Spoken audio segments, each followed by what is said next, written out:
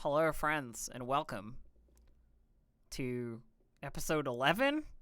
Ink, Episode you 11. take us away, Ink. Welcome. Does anyone remember where we left off last time? Does Uh, anyone want to do the recap? Having just kidnapped Delilah was where we Yeah. ended off last time, I'm pretty sure, and Ember getting captured. Yeah. Ember has switched sides. Yeah. Ember, Ember is now an antagonist. Ember was defeated by someone super cool and was like, wait, why am I with these Yeah. rising sun nerds? Wow. Defeat equals friendship. Anime trope. Yeah. Ember is an anime protagonist. So yes, the I crew mean, is... you saw they moved on that train. I mean, yeah. the crew has And I am not kidnapped. terrified at all of potential Ember shenanigans. You may end up having to fight your own PC. That'll be fun. I think you mean I may have to run away from my own PC. Yeah, we've already established how cool she is, so it makes it even more impactful. So yes, the crew has kidnapped Delilah Savoy, a noblewoman who has just inherited the family title and fortune after her father died in a freak carriage accident. I mean, also, like, quote-unquote fortune. Like, they're not exactly well, I rich, mean, right? Yeah, and it inherited the family debts would be more accurate, Yeah. as well as their very illiquid assets, Leviathan hunter ship. But yes, the crew intends to use her as a vessel for for Mercy's sister, who is a ghost, Yep. who the corpse thief Eckerd has promised will restore to some sort of living state. Yep. That's what we want. That's the thing that we need.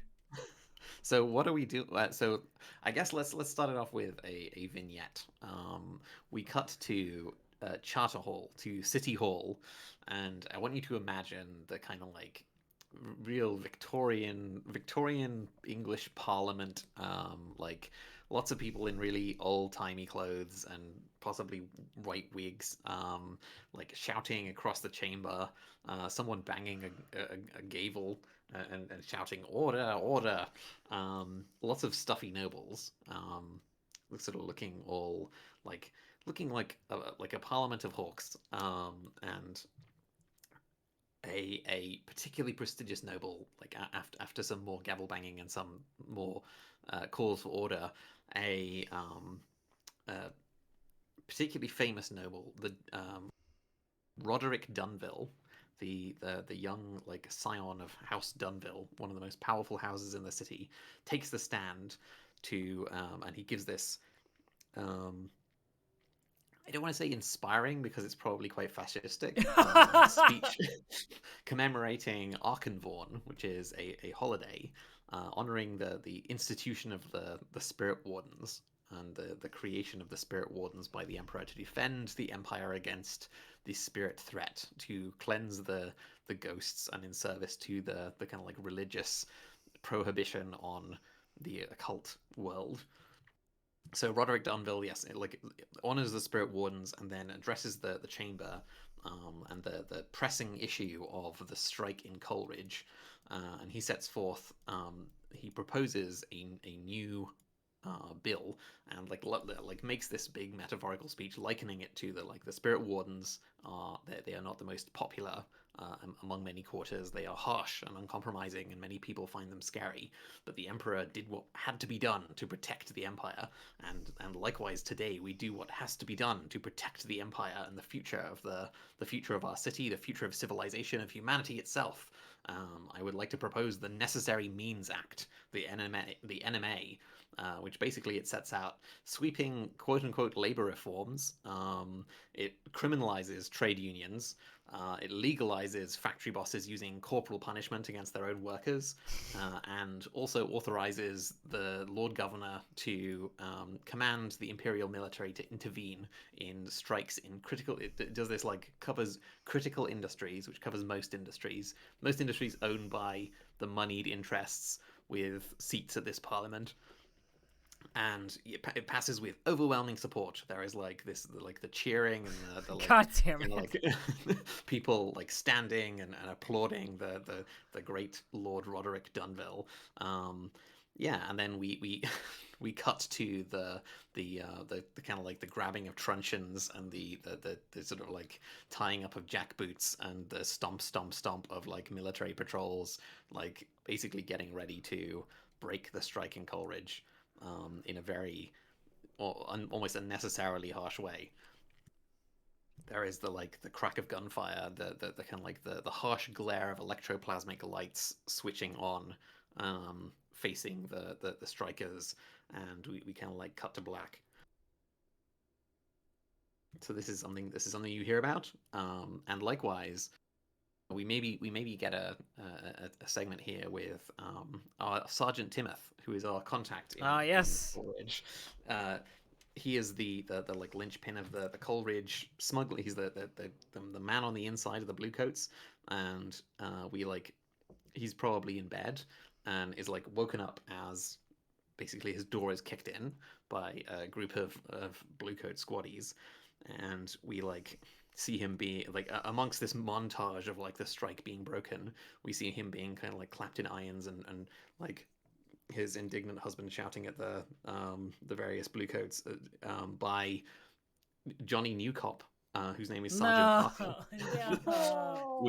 In the sergeant's chevrons, having been promoted, yeah, basically like giving that smug smile and dragging him away. Your turf is under attack.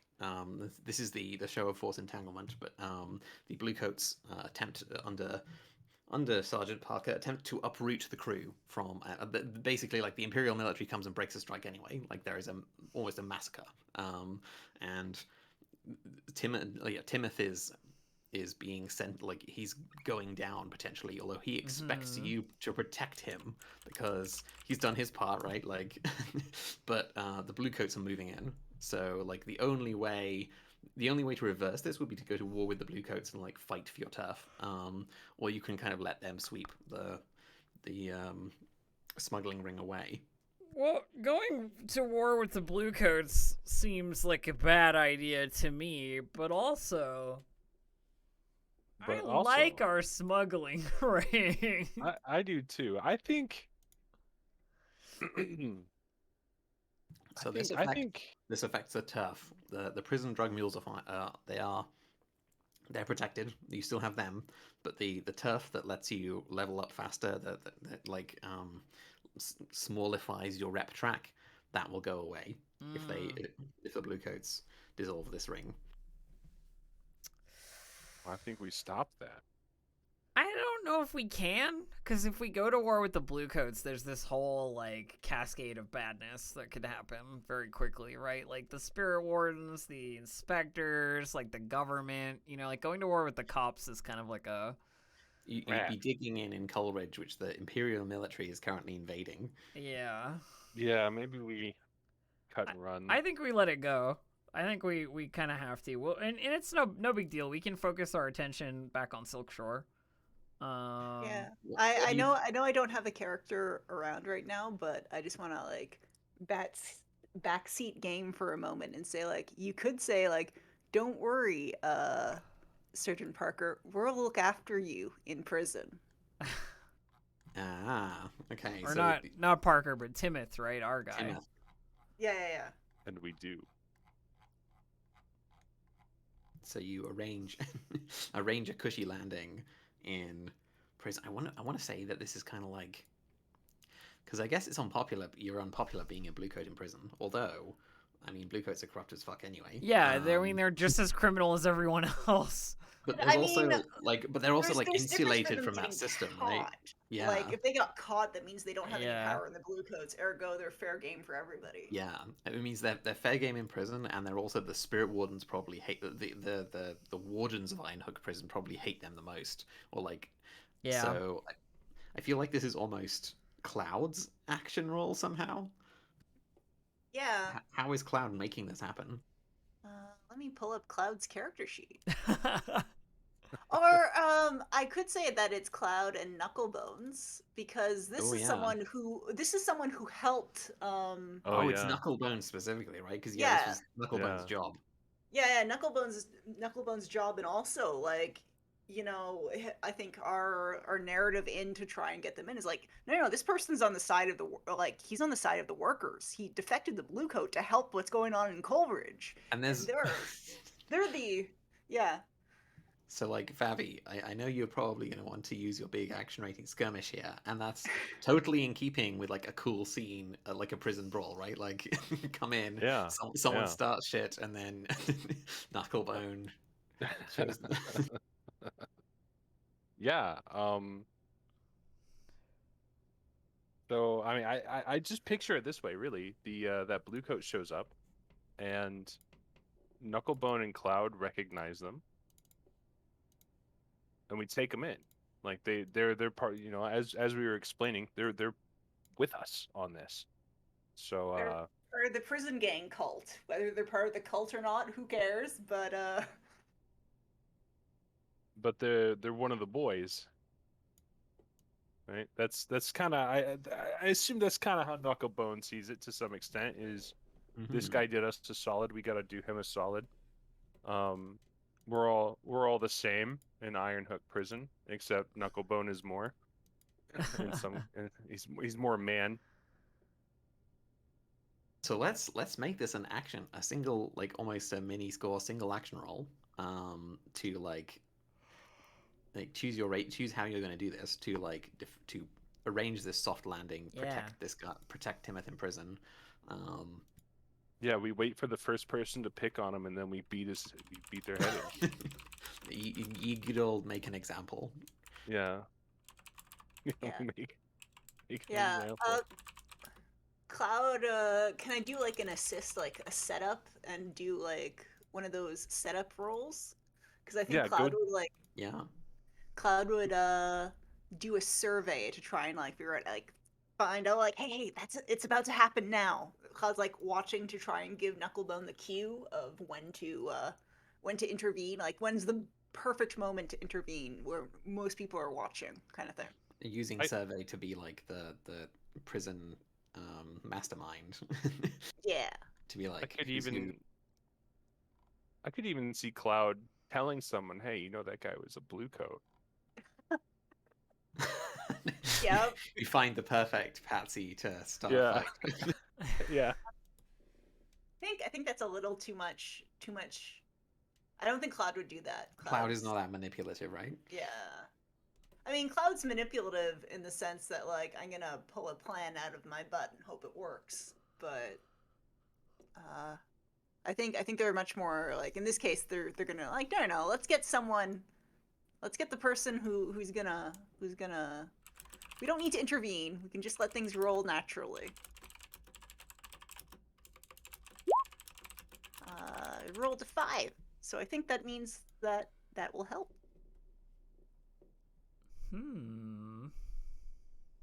I'll add the complication of 1 heat to the crew for this setup roll for the partial success. But yes, this setup roll increases the effect of Knucklebone's action. Wait a second. 1 heat to the crew? Yeah. Oh no! It'll put us over. You remember that you can remember that you can resist this. This is a resistible consequence. I would like to resist this consequence. I think Is I think I Which would is like an to as well. insight resist. yeah, I'll have Cloud try and resist it, and it's fine. Yeah, Cloud is the mastermind, and it all goes fine. It's fine. No stress. Okay. And then Knucklebone, I think. So this is. I think the effect here is like that enables you to do this standard effect thing, but you could push it to desperate great, and the additional benefit would be maybe Timoth can make a incarceration roll for you. Yeah, I'm in. Knucklebone, he has cleared stress from this, right? Like he didn't have any stress before. This isn't something, or does that No, stay? you can't reduce stress in prison. Okay, so it stays. Cool. I mean, you could Hell find we yeah. could do if we wanted to do a prison episode, we could find all of these little things to like. You could maybe somehow indulge your obligation in prison, like. Yeah. Yeah, let's just make this a desperate great. We got to go all in. What kind of game is this if it's not desperate and great?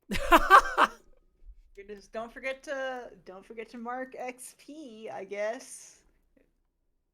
Yeah, yeah. I don't remember if Knucklebone traumatized out or not. It's been a few weeks. Does he have a trauma? I didn't. We didn't mark a trauma. Then then no. I think we're good. Yeah, I think we're good. I think he just went to I'll prison. I'll double check after. Okay, desperate great. So I believe. I see that there's this. Obviously we see Timoth here, and this guy comes up and starts picking on him. Right. That's the scene. Yeah, and probably supported by the wardens, right? Like, the wardens are there, and they're like, yeah, you betray the betray the bluecoats, or you're out of favor with the bluecoats, then this is what happens to you, right? Like, this is what happens when a bluecoat goes to prison. Therefore, like, stay on the quote unquote right side of the law, like, stay on the side of the law where you're the one doing crimes on other people rather than getting beaten up by bluecoats. All right. Devil's bargain. Take a negative one with the wardens of Ironhook Prison. I don't think that's a good plan. Yeah, I don't think that's a good plan either. Yeah. We're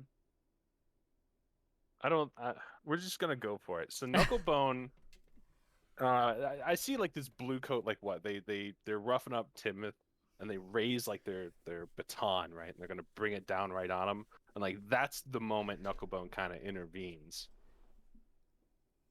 Is how I'm picturing this. Yeah, maybe you like catch the baton in midair. He catches the baton, right? Maybe it's like the warden has just like given this other, or like, oh no, I lost my baton, and like the other inmate has it. Yeah, it's like the thinnest veneer of plausible deniability. Like, Yeah. oh no, I'm not beating prisoners. It was the prisoners beating prisoners. Oh no. So we're gonna throw the dice. We're gonna see what happens real quick. I believe. Oh no! Oh, I do not believe. Oh no. No, you won't. Oh no. So I think it turns bad, right? Like both, like this role is to protect Timoth in prison. Knucklebone and Timoth both get like the shit kicked out of them, fucking wrecked, wrecked, and then like dragged away to solitary confinement. It is unpleasant. I think Knucklebone probably takes level 3 harm here. Probably want to resist that. Yeah. It's the and I think it's the unresistible kind of harm, because they just keep going. Oh yeah. Yeah. Yeah, I think this is and yeah, this is where Knucklebone just gets the shit kicked out of him. He tries to stop it, but then they both end up getting the crap kicked out of him. Yeah. They turn it around, right? Like you're using this to make an example of someone. They make an example of you in turn. Yeah. Yeah, Knucklebone lacks Winder's charmed dice. We're gonna get him out of the way now. I mean, it happens. Prison sucks. Happens Prison sucks. to the best of us. So Knucklebone defiantly gives a concussed missing tooth smile as he gets thrown into solitary confinement. Nice. Iron door slams shut with like a creak. You know, as you're like He spits blood on the side of the floor. You know, he's half Yeah. laying down. Also, like the arcane, what's her name in prison? Vi. Yeah. And his nose is obviously not correct. So yeah, we we get a we take a big loss. We lose a turf, like Knucklebone. This like montage of like life beating us down again to begin the episode. God damn it. When will life not beat us down? Never. Never ever. So what are we doing now? Well, we have a noble lady in our custody, Yeah, and Which, I'm thinking we should handle that as soon as possible.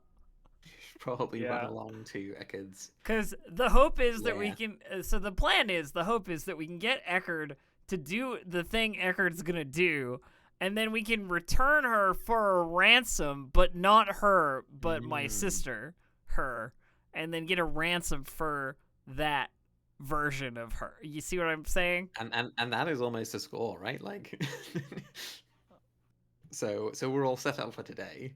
We're gonna do this. We're gonna maybe do our damn time actions, and then we're going to ransom back this noble. Yeah, I mean, we have downtime actions now, I think, because we finished the score and that was where it ended, I believe.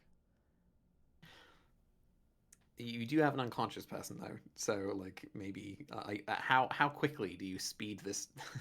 Do you speed Delilah back to 6 I mean, towers? it's definitely Mercy's priority, but I also want to give Siobhan's new character a chance to be around. You know what I Yeah. mean? How are we gonna introduce to our viewers the new character of Emily? That's a good question. I've got an idea if you want me to just jump in. Yeah. Just go for it. I'm good. So let's set this in Skurlock manner. Oh shit! Okay. And let's have the the like Mr. Burns mansion aesthetic. Like we've got like a really overstuffed chair, a really high chair. We don't see Skurlock. Like the camera is behind the chair. We just see like his really thin bony hand holding a glass of red wine.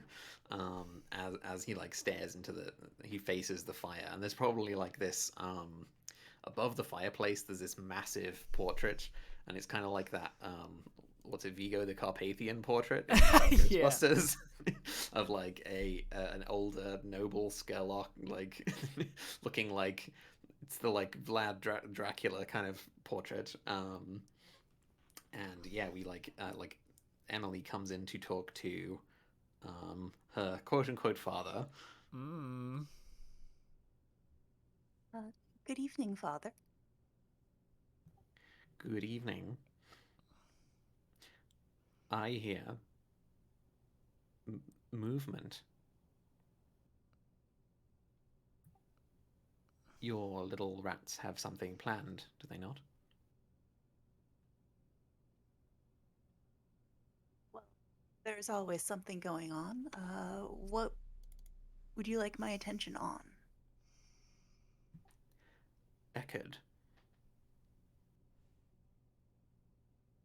Very well.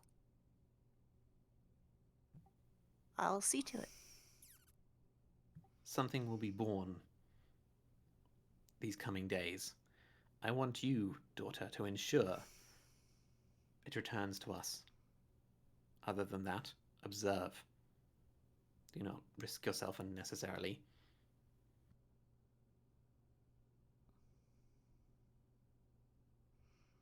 So, And it's this really like he probably talks in this old-timey accent that's like old Duskfall. Like he's this like this aristocrat. There's like this kind of. I obviously cannot mimic this accent that I'm imagining in my head, but like, yeah, some famous voice actor or something doing this like very. I imagine sort of the offness of the like transatlantic accent where it isn't really doesn't really sound like any accent. You know what I mean? Possibly Charles Dance. Oh yeah, Charles Dance voice. Hell yes. That's Tywin Lannister. For those of you who don't know who Charles Dance is.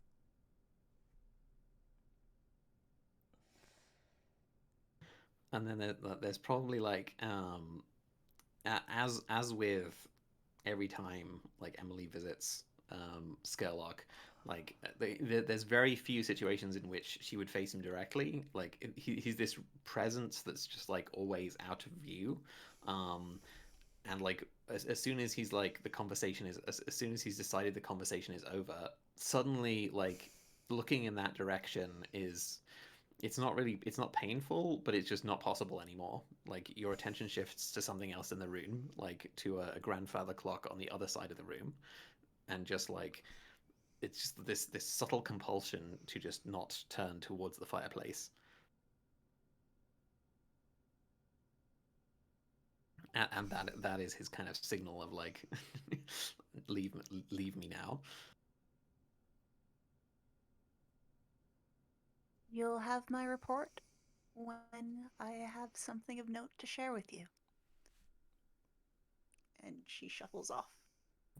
How does kind Emily... of with there's like a clicking of heels as she walks away.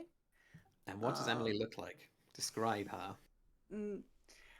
So Emily, I think, was chosen for bearing some resemblance to Lord Skurlock. So kind of like pale skin, dark hair. She carries herself kind of like old-fashioned-y, like making sure that she has like silk, like silk dresses that are buttoned all the way up to the collar, kind of thing. Long skirts, dark colors. Usually, she doesn't. She seems to have like a bottomless wardrobe. Like each time that the camera shifts on her, I'll have a slightly different pattern or a slightly different fabric, but it's all such really similar styles. If you're not paying close attention, it might look like she's wearing the same clothes. All gray and black. Yeah. I think her eyes are a very like washed out blue kind of thing. So it's almost like a gray as well. Not a lot of color in her attire or her disposition. And she carries with her a leather-bound document case. Because she is a lawyer who specializes in dealing with estates and the spirit laws.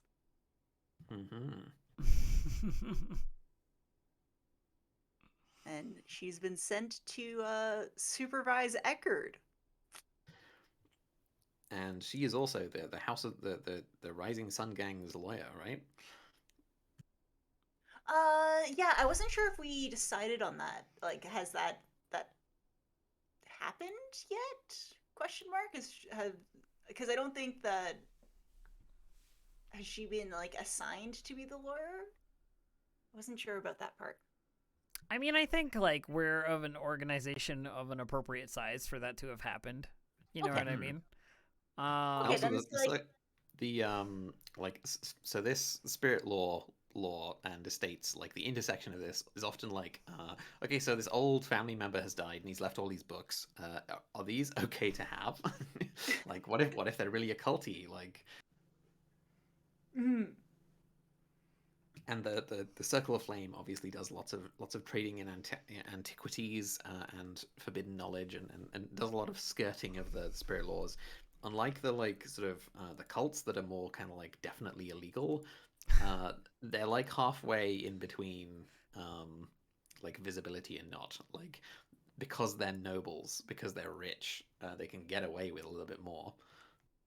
And it's lawyers like Emily that help them get away with it. But yeah, all right. Then yeah. So the little rats being referred to were our lovely, the crew, yeah, our lovely crew. Because Winder has already made contact with Skurlock to secure ritual supplies, right?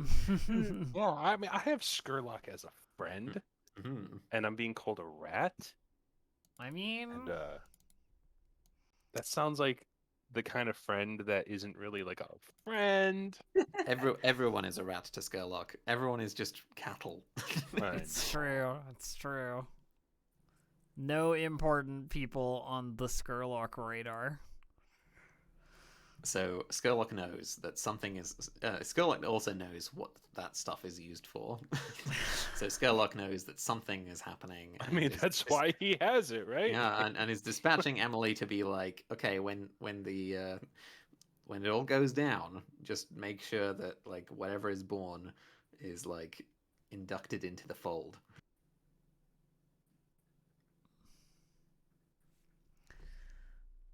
So, yeah, because Emily has a way with these things, generally, right? Negotiatorially. Awesome. Ghost voice. Sweet, sweet ghost voice. Yeah. So how does Emily swing this with the crew, who are maybe unaware that she knows this, and maybe unaware that she's like their lawyer? I sort of have this idea that she'd be with Eckerd when we arrived. You know what I mean? Like, to a certain degree, like. Oh. But yeah, that's how I imagine it too. Like she just show up at Eckerd's and just wait. And then, so the crew arrive, and I described before this kind of like abandoned, rundown mansion in Six Towers. Everything is covered with white cloth. Everything is covered with layers upon layers of dust. But yeah, the crew arrives with who's carrying. How do you get an unconscious noble there in the first place? I mean, I think. Do you rent a hearse? Do you just carry her over your shoulder? Are you like, oh yeah, she's drunk. Do you have a Like carriage or a boat? A bag? Like a sack, Fabi? Yeah, but like we're just both holding like a bag with noble in it. I'm just kind of imagining like how are Mercy and Winder getting across town with this person, you know? Suspiciously person-sized sack. Maybe we just have like we stole a cart, like a little hand cart. I mean, just yeah, like we just like wheelbarrow her over there, you know? Yeah, yeah. Like, well, don't you have crates? You can just stick her in a crate. Same smuggling tactic. Yeah. Is it like underneath?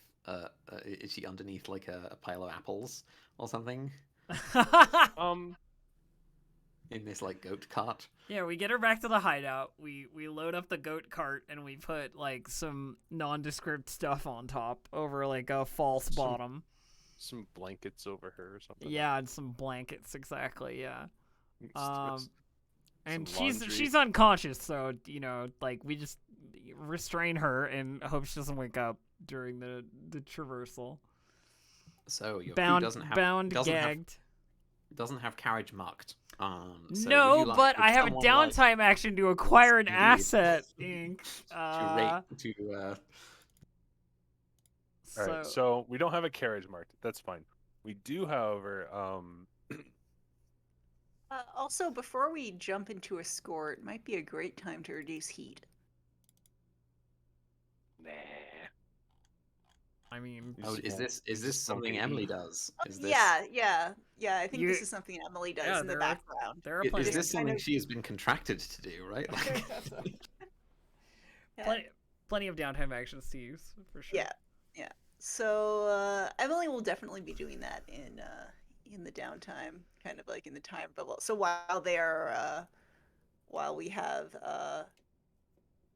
Mercy and Winder playing Tetris with an unconscious noble, we can cut to Emily, who is just doing kind of like oh my goodness, they didn't fill out this form for like having the ability to like charter, like operate past business hours. That is really like, how come they didn't do this?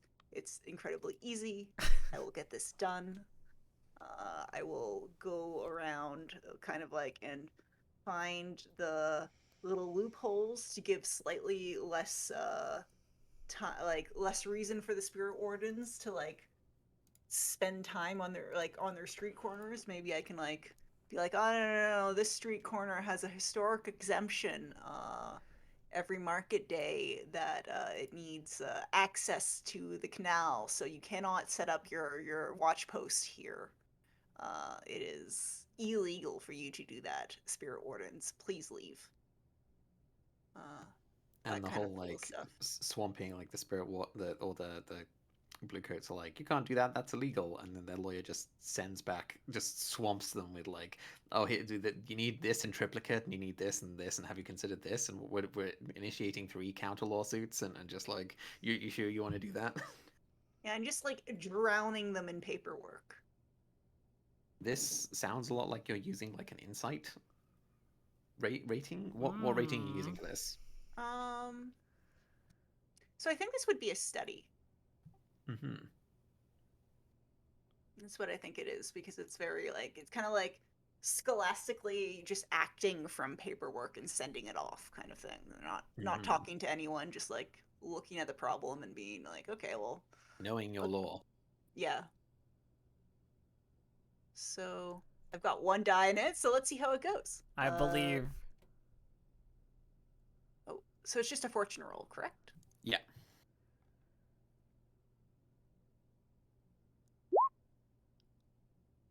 So that reduces, that's 1 heat. Yay!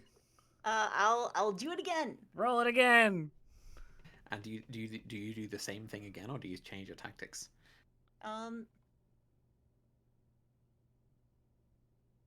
I think for the second time, Emily will go to the court, the court office, to the place The where like magistrates.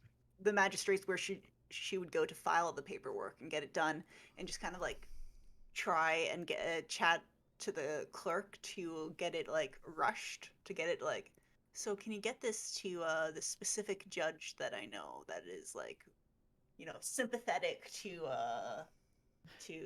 the anti Does this involve actually defending court cases, right? Like, because there's probably tons of like that. There's low level people in the gang getting dragged before magistrates all the time. Is this like Emily actually defending them in court to the magistrate? Lawyering with sway. yeah, I think there'd be like, all right, well, let me just find like the pettiest case possible against someone in the gang and just make it such a big headache that the authorities just give up. It's like the authorities have all of the authorities like know they have the evidence to convict them, but I'm gonna make it such a problem for them that they just give up. So then they'll like start to like be like, oh, the Rising Sun gang, it's not worth the trouble. That's the intention there. So one of the bird catchers who got like caught red-handed, I don't know, pilfering something, is gonna get a lucky day where Emily swoops in and just kind of like this expensive, well-dressed lawyer just kind of swoops in and says like, "No, I'm representing you. You really Yeah, it's want like to say yes." there's this teenage street rat, and it's like, okay, this is going to be one of those ones that like you just get through gigantic batches of several dozen at once. And then suddenly the expensive lawyer comes in and is like, actually, we're going to do this in a very complicated way that will take tons of your time. Yeah, the very expensive lawyer. All right, sway time. Yeah, roll it.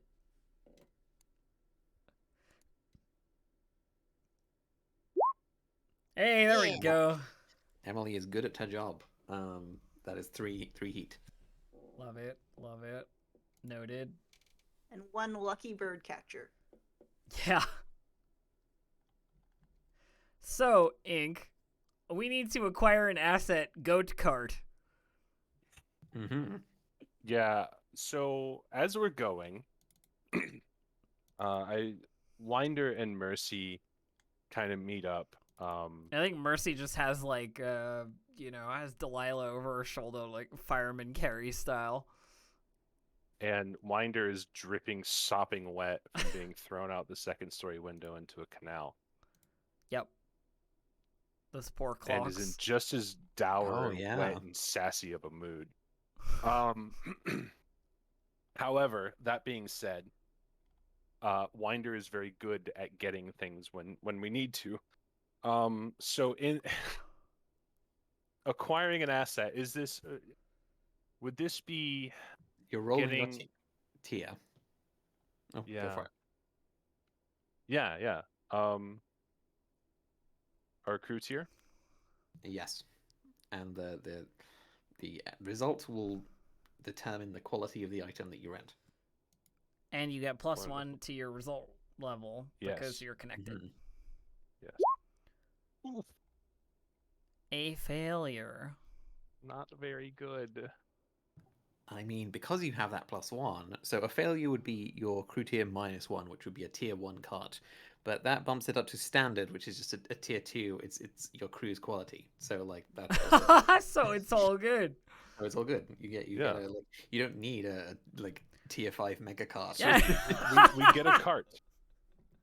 We get a I card. I mean, you've got a carriage here, right? Like it's a proper like it's not a great one, but it's a carriage. No, I mean it'll take us the distance we need to go, so we just like, hop in with this like hired, carriage and get across town as quickly as possible, I think. You got +1 dice to acquire a carriage at any point from this point forward. Every time you acquire an asset, you can acquire it better the next time. Mm-hmm. Oh, nice. So like eventually, like if you acquire an asset, if you acquire a carriage 10 times, you'll be rolling 10 extra dice every time you acquire the carriage. So which means basically guaranteed. So basically just hailing a cab. It's like representing that you're almost like renting it until it becomes until you're almost owning it. Yeah, you just have a good relationship with whatever it is or whomever it is. Yeah, like enough that it basically just works. So yeah, Awesome. you avoid attention. You pull up a basic ass carriage, probably a single goat. It might even be like a kind of like little like a wagon, like a covered canvas, like the kind of American West style wagon, like that you'd stack crates and produce in. Oh yeah. Wonderful. So we throw Delilah in the back. Go. And then we will like cut to. So I guess, yeah, you enter Eckerd's lair. This mansion, this creepy mansion. It's very disconcerting. There's probably like one of Eckerd's goons is outside waiting to show you in and to assist with carrying. I'm assuming it's a carrying the different vessel. it's a different place Yeah, than probably like last time. maybe you went to the previous place and there's just someone there that's like 5 doors down. Yeah. Yeah, it's a different creepy mansion. Also covered with an equal amount of dust. Equally white silken sheets thrown over everything. And Equally yeah. abandoned. So I And think your lawyer is there. yeah, a little strange. Mercy sort of has this, this noblewoman, in like a sort of hostage position, in front of her. And is Delilah conscious? Do you think? Like, are we just carrying her unconscious, or is she like awake? Like, what do you reckoning? You knocked her out with something, right? Yeah, We used a slumber essence on we her, used the slumber essence. Yeah. which I think if we slap her, it wakes her up. We can always try. So it's a dose of slumber essence is sufficient to put someone to sleep for an hour. Okay. Well, if she's still asleep, then I'm just gonna carry her rather than like it's easier to move her that way. The victim's sleep isn't supernatural, but it is deep. They can be roused with some effort. Yeah. So by the time you reach 6 towers, I mean you're doing this straight after, right? You're just going. Yeah. Right Yeah. after. Yeah. So yeah, by the time you reach Six Towers, she's probably like rising, but is really, really groggy, and is not quite sure where she is. Okay. So I think Mercy sees Emily in this, like, abandoned mansion with Eckerd, and seems like surprised to see her there. Like, doesn't know the connection between the two of them. Probably has met Emily in passing in previous moments in time. You kind of vaguely know that this is your lawyer, right? Like Yeah. this is someone above has hired this person, and maybe like she's come to buy the house to like drop off paperwork and stuff. But yeah, she's suddenly here. There's that silent moment where I'm judging whether or not I have to do something about her presence here or not. You know what I mean? Like when you have a hostage, So in that, and Emily is a noble. Yeah. So in that moment, Emily will just go, "Hello, Mercy. Winder. Don't mind me. I'm just here to supervise." Mercy sort of like, shrugs it off, and pushes forward with her groggy, package, and says to Eckerd, like, having heard Emily say that is like, okay, she's just here. That's fine. She has some reason for being here. We'll talk about that later. Like, there's something going on right now that I need to address. And says to Eckerd, "You got the supplies, right? I have the vessel, or subject, or whatever you want to call it." I did, and I asked you to bring me a matched vessel suitable for your blonde-haired Scovlander sister. I see you have brought a dark-haired Tycherosi noblewoman. Perhaps I was not entirely clear. I think there's a hard look in Mercy's eyes, like, this is matched enough, and it serves a dual purpose. She'll be fine. If you say so, you assume the risk. But I will, of course, try my best. And he like snaps his fingers, and like there's again the kind of like the sort of surgery goons decked out in like white masks and like the lab coated practicals. Yeah, lab coats and gloves that come and retrieve Delilah and like probably lay her down on the table that previously was like there was like a corpse being cut up on there, and she is like dumped up, like the corpse is unceremoniously like it's been having its organs harvested or something. It's kind of just dumped, and she's sort of thrown on the table like a bag of meat.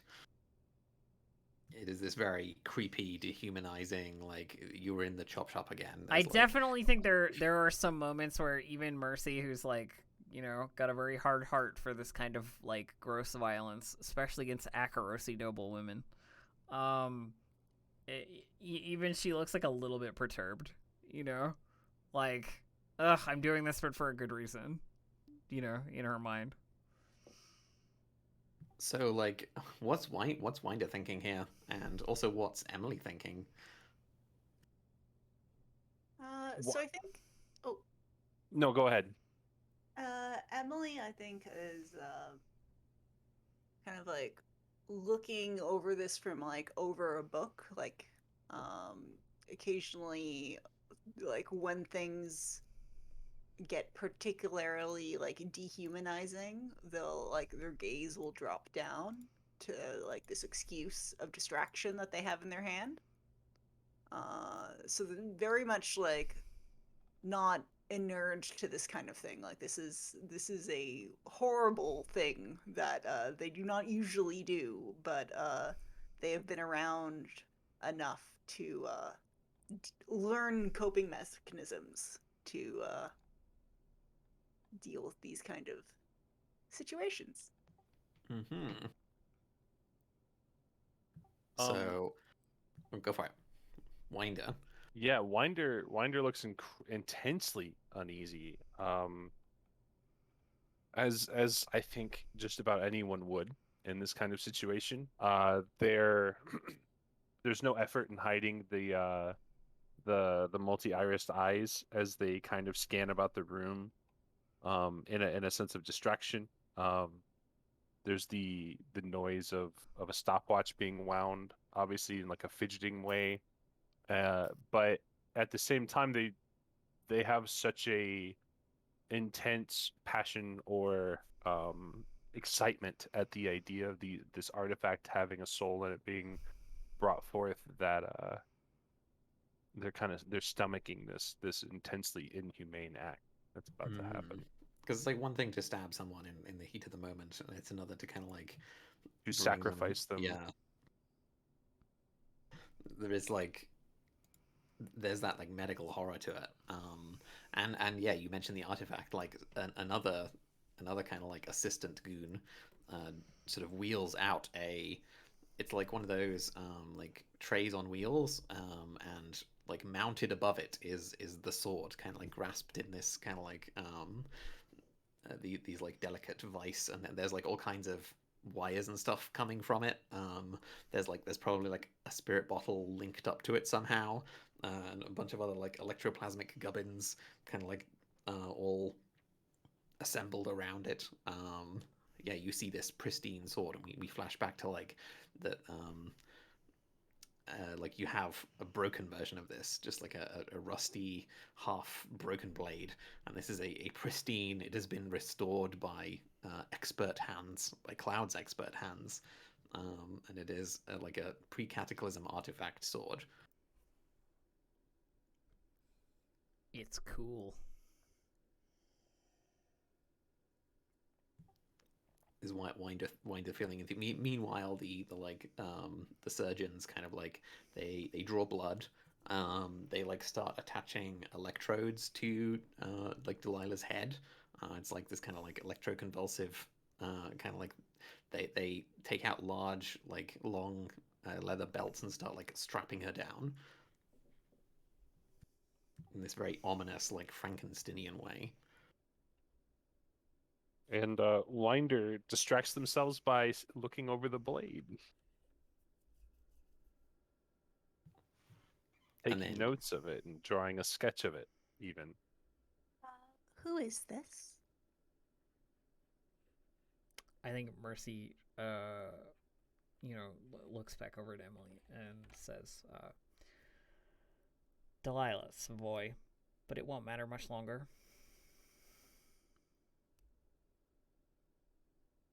It certainly will, if what's happening here goes as planned. That's the point, isn't it? Of picking someone whose name you know? Yes, of course, but let's just see how it goes, Like, Mercy's like, you're distracting me from the very, very important procedure happening directly. Talk results after we know what those results are. We will put her back if possible. You're intending to release whatever this might be into the shoes of Delilah. Whatever this might be will be my sister, and she will listen to what I have to say, and then we will figure out what it is she can do. Well, this seems incredibly well thought out. Carry on. Mercy, and it's this. Mercy doesn't care. It's like this is what has to happen. For Mercy, it's this waiting, right? That like she can't really help with all of this like really specialist electroplasmic stuff and surgery and like and so she's just there at the mercy of these people, these strange, creepy people. And Eckerd warns everyone like she cannot feel anything, but this may be disturbing. You may wish to cover your ears. And then he like throws the switch, and like Delilah begins kind of convulsing, and then screaming. And like Eckerd has assured you that like, oh, she's unconscious, right? Like she can't feel anything, but that there it is that there is, she like screams incredibly realistically, and whether he's just lying or whether like as like they run like the electroplasmic energy or whatever through her, they're just covered in electrodes. Like this is presumably the process of like hollowing out a body, like destroying the spirit within while leaving the body intact. Yeah. This is sufficiently unpleasant that I'm kind of like, no one is prepared for this. No. Resist with willpower to not do something stupid. Resist, yeah. Can I make a case, Ink, that it is horrible, but that I have the obsessed trauma in regards to what is happening and cannot in good conscience look away? Absolutely. Okay. Well, I'm still gonna roll resolve because I think that's important. Obviously. Yeah, that is the rating here. That like roll resolve or react in 2 stress. a human way. I rolled resolve. Emily cares not. Emily's like, what? It's fine. It affects Winder quite a bit. They definitely look away, to the point where they straight up just leave the room. They go outside to have a smoke or something. Yeah, like there's a shaky hand with a cigarette. And you can still like hear the muffled screaming through the walls, like. And there's a wince like at it, yeah. Yeah, and there's like the wind is. Like the wind is also howling, and so it kind of mixes in, but like it's just very unpleasant and very uncomfortable. And then like after an inordinate amount of time, an inordinate amount of uncomfortable time, like the screaming ends, the very limp and very like unresponsive body of Delilah is like taken from the table, like the straps are removed, and like is kind of like laid down in a circle, and what was this very like medical procedure becomes a lot more ritualistic. Like there's someone new comes in and they start lighting candles. Yes, the transition from the medical to the arcane. Mm-hmm. I love it. And that I think there is like Mercy is like started pacing. You know, like there's a nervous energy to her, like with anybody who's like waiting to see if a loved one like sort of pulls through something life-threatening, you know. She doesn't seem to care at all about Delilah, like the person that she kidnapped, you know what I mean? Like that doesn't seem to occur to her at all. And then the like quiet mumblings from her on occasion, like it's pretty clear that she's focused on Elaine and only Elaine. And Mercy is a soldier that has fought in a really awful war. Probably seen some very messed up shit. Yep. So yeah, the like there is a transition point to a more arcane, like they bring out a whisper. They also send so I think Eckerd says like, make sure we are undisturbed, to like another lackey that goes out, and like a certain amount of like his people basically like start fanning out to defend the house in case like this attracts any attention.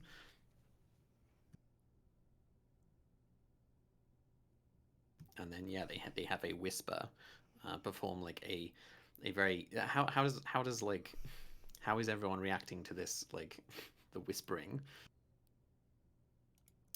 I think Mercy is trying to like parse it, like understand this part of because she doesn't understand the science, right? Like the like academic part of this, the like medical part of this is like not where her her expertise lies herself, and she sort of like understands the magic a little more. Yeah, there's maybe an opportunity here to learn parts of a vampiric like a sort of like soul merging ritual. If Mercy wants to like really try and commit this to memory. I mean, she is paying rapt attention, so I think it would make sense for me to be like, yeah, she's looking over every part of this, like, worrying with her fingers at the various like charms hanging from her scarf, like spirit bane charm sort of stuff. So what are you using? What are you using to study this ritual? Can I use a tune? Oh, so that will be a different flavor than if you were using, say, study. Like a tuning is you're going to be like actually touching, like not physically, but like mentally touching the process, right? That's like... that's my plan. Mentally touch the process and maybe have some contact with my sister. You know what I mean? Who is like part of this process. Get some read on how things are going. Reach out into the ghost field. Okay. This is always dangerous. Yeah. What is your intent? My intent is to like learn and probe. It's like a gather information almost, but like with a tune. You can choose your effect. You can choose your risk tolerance here, and that will increase or decrease your effect. We're going all the way. Yes, great. We're cranking it up because I like to put everything on the line. Do you have a devil's bargain for me, Ink?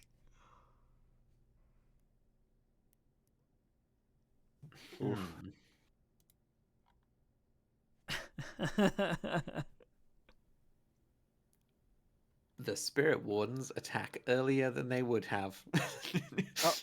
Oh, is that a spoiler alert? I don't think I'm gonna take that, Ink. I'm not gonna take that one. What I will do though, I think, is... Oh wait, I shouldn't have rolled that resistance roll, Ink. I just realized I have Iron Will. I forgot about it. It's at the bottom of my sheet. That is supernatural. Oh, you should have rolled with an additional dice. Oh right? Yeah, I should have rolled. Yeah. It is not supernatural terror. Let me roll. It is just the terror of being a human. Fine. Never mind, it's fine. Yeah. What am I gonna do here? I think I'm gonna push myself for an extra die, and then just roll Desperate Great. You got this. I believe in you. Yeah. We don't play small dice here. Hey! There it is! So yeah, you like you reach out into the ghost field, and then for a moment you see like it's like the Assassin's Creed like eagle vision, right? Like you see the hidden world beneath. You see the echoes across the dark mirror. You see your sister like present, bound to the sword. You see the empty vessel that she will soon occupy, and you basically like observe this process through which the whisper is like acting as a conduit to like disentangle the spirit from the sword and like rebind it to the empty vessel. You also sense the spirit warden's approach. You like sense the heartbeat, the life energy of an unexpected amount of people like sneaking into position, and you sense the unnatural pulsing energy of a hull. Yeah, I think there's a moment of like looking at the ritual, and then and this is probably also like this is your sister, right, as well. It's like danger, Will Robinson. It's kind of like the she sort of like points and is like that there's this non-verbal communication of like you need to look behind you. Yeah, and I think Mercy looks up, and like to anybody else, she's just like looking towards like a wall, on the other side of the building, or whatever. Like, but she looks like concerned. And there's that like very obvious sort of like electroplasmic static, around her, to those who would like notice that kind of like attunement. And she turns back towards Eckerd and like the others that are there, and Emily. I think you said Winder was outside, right, Fabi? Yeah. And she says, "We're in danger. The spirit wardens are coming right now."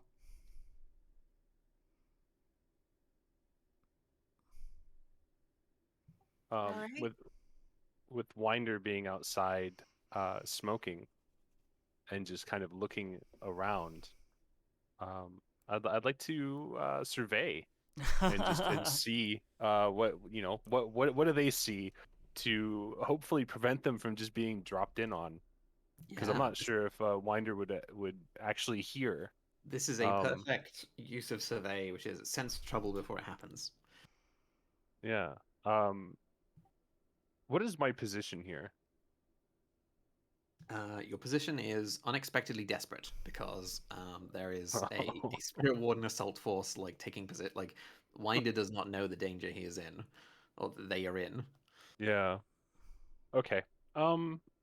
Desperate, and my effect probably standard. And yeah, your Or effect is limited. standard. Your effect is you notice, or maybe All right. limited, because I think just they're so well trained and have such good stealthy gear that like They're well trained, and Winder's shaken. I mean, this isn't not expecting. No one expects the Spanish Inquisition. No one expects the Spirit Warden attack squad. Yeah. These aren't regular Spirit Wardens either. They're like Oh. special hunters. Oh, of course they are. What is the devil's bargain here?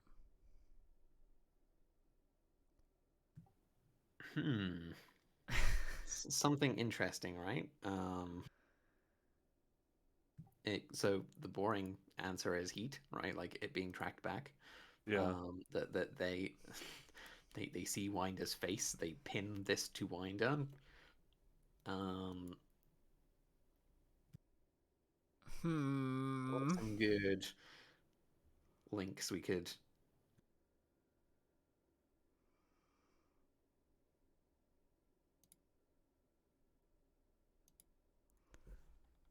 I'm trying to like think of a good devil's bargain, but I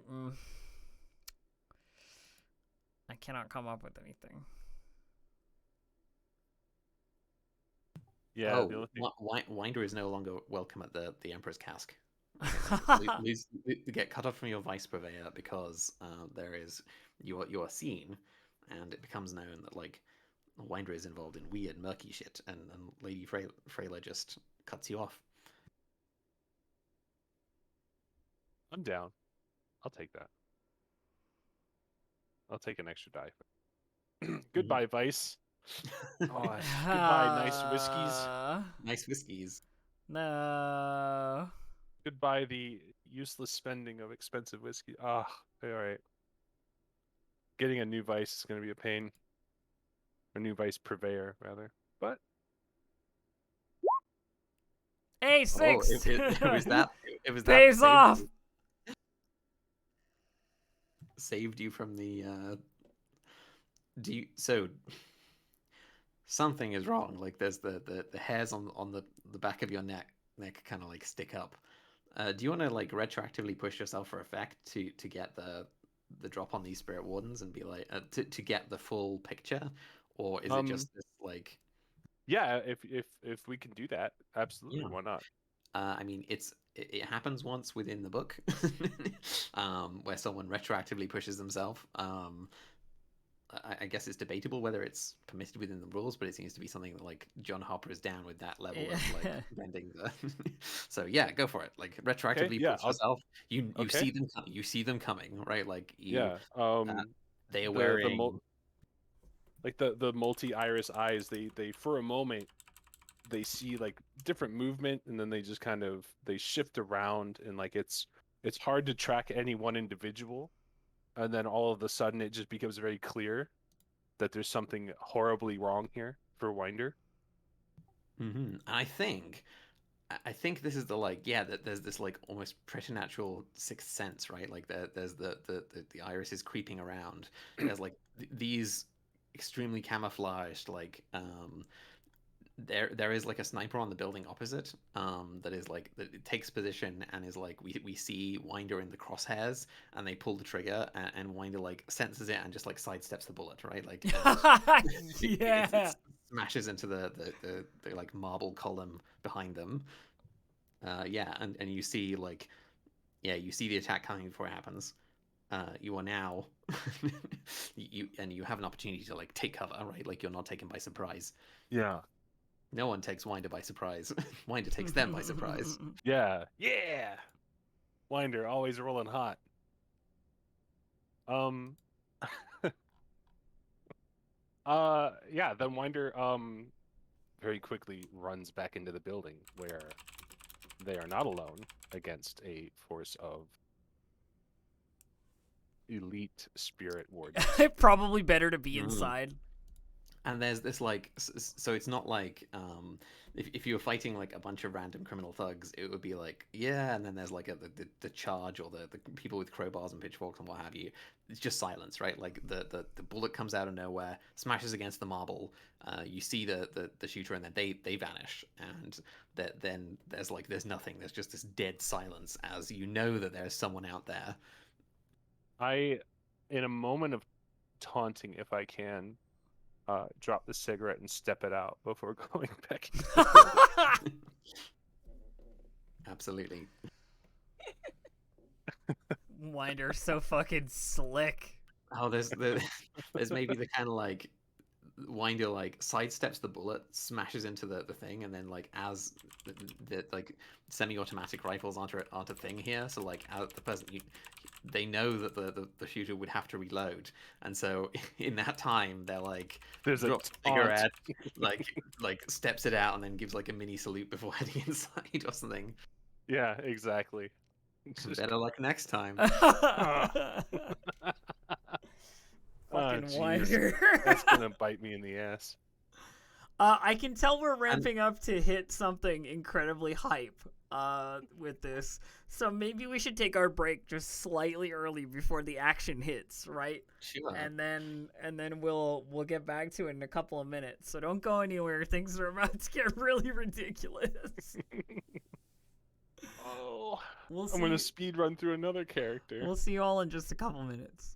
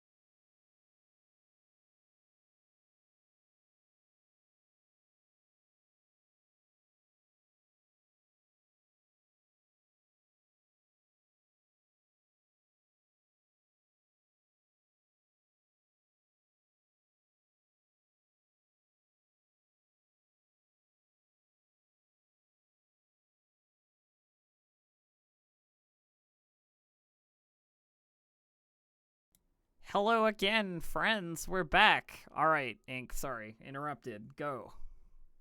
Oh, no worries. I mean, so you are surrounded, but there is no come out with your hands up. There is only silence. Mercy and Winder are kind of aware of what's out there. I mean, I also said there are people out there to everybody else. What is everyone doing? As Winder steps in, they kind of repeat what Mercy had just said, that there are people out there. So Mercy is like, there are people out there, and then suddenly Winder bursts in and is like, there are people out there. Yeah. So Yeah. So I would like to flash back to betraying Eckerd to set up this raid. What? Can I do that? I'm just thinking of like like whatchamacallit, because like the only thing that Emily cares about is whether the ritual is complete kind of thing. So Oh, is this one of those like get the ritual done and then the guy inside, like the guy who knows how to do it, gets offed or whatever situations? Yeah, okay. the whole like, so I know this thing is going to be happening at this point in time. Trying to think of maybe I'm too ambitious. Maybe I'm too ambitious. Oh, I'm having regrets now. But all right, let's Because like I guess you're wanting to gain control of the raid, right? Like yeah. Because you could flash back to like because that that almost cross-cuts against Skirlocks, because like these are vampire hunters. Yeah. Okay. They're coming for a vampire, coming for the vampire that will be created here to destroy it. But you could flash back to like meeting with one of these one of these raiders, right? Like one of these hunters. What do you have on them? Yeah. Yeah, the old show up at their house in the middle of the night move. The Timoth strategy. The Timoth strategy is good, but what I'm thinking is maybe just like showing up, like just finding one of the spirit wardens to be like, okay, well, the spirit wardens are going to show up. They're going to know this is happening. There's no way you can do this without something like the spirit wardens being aware that you're screwing with the spirits, with this. So I'm thinking that they would show up and be like, all right, well, this is going to happen at this time. What I need you to do is you can show up, you can take the credit for busting the raid. I just need you to be just a little bit late. So I'm going to give you the information for how, like, this is where it's happening, this is going to get there, this is how you're going to get, like, the amazing reputation that you need inside the Spirit Wardens as someone who's very competent. But show up just late enough to let us get away with it, and then you could just take down Eckerd and all of his operation. Ooh, like I'm woof. selling out Eckerd in order to get her thing done. And you have a corrupt warden. Yeah. That's like in your pocket, sort of. Yeah. I'm hoping. So I don't have any coin, so I'm hoping to sway. So this will be a significant flashback. Yeah. Because this is like lots of meta knowledge being smuggled into the flashback, which is absolutely fine. It will just be a higher stress cost. This will be a 6 stress flashback. All right. Holy crap! And if it works, we'll put a warden on your Sly Friends list. Oh boy. All right. Oh my god.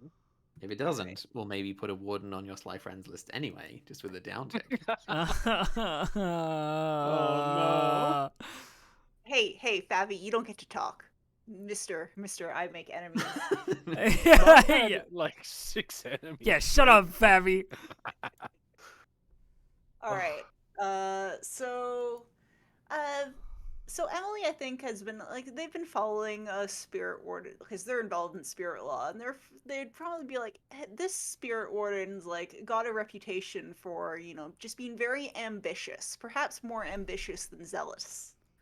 Um, so they kind of echo in on them and choose to approach them. So I'm thinking at a very like just like, oh, let's have a drink at a nice private location. And just kind of I think Emily would explain like this is what's going to happen.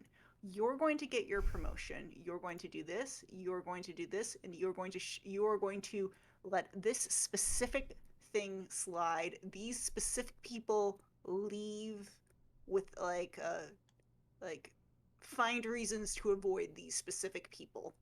And we're going to be leaving with a cargo. You don't need to know why we're leaving with it. You just need to wait. Give us just long enough to get them out of there. And if you do that, then then think of then think of what other things we might be able to do together, kind of thing. Because I know that you're not going to be like there are many more promotions that you're looking for ahead of that. You know how well connected I am. Uh, it's in your interest to maintain this relationship and to allow me with to allow me to take what I have out of here so that, I might deliver you further uh, sting operations. So this is what's called an imperative, a special spirit warden mission, which you can play in the Flame Without Shadow supplement. This is a spirit warden initiate that is like, yeah, ambitious, corrupt, has occult connections. So the spirit wardens, when they become spirit wardens, they give up their name, their identity, their family, their everything. So like the names of spirit wardens aren't known. Once they put on the mask, that's all they are. But this one, Thorpe, is the only name that you're given, the only name that you know, is like he has connections into the occult world as part of his just general spirit warden investigation stuff, right? But he is like you have found this, and this is part of the extreme stress cost is that you have found this person that is with the imperative, that is maybe willing to play ball. The cost here is kill my boss. Make sure that they die. Yeah, make sure that this particular spirit warden dies in the raid. And there may be other conditions depending on how this roll goes. Well, God. That's a steep cost.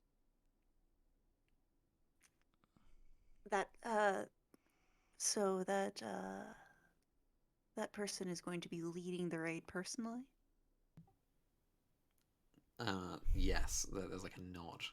There's probably like, imagine the most like this is one step beyond like the meeting under a shady bridge. Yeah. This is probably meeting in Mistshore Park, the park that is famous for people dying in it, in Six Towers. It is this incredibly haunted park, and yeah, this Spirit Ward initiate almost doesn't move like a person. Is almost this like apparition, this kind of specter that is shrouded in this like that there is a metal mask, and there is a flowing dark robe down from it.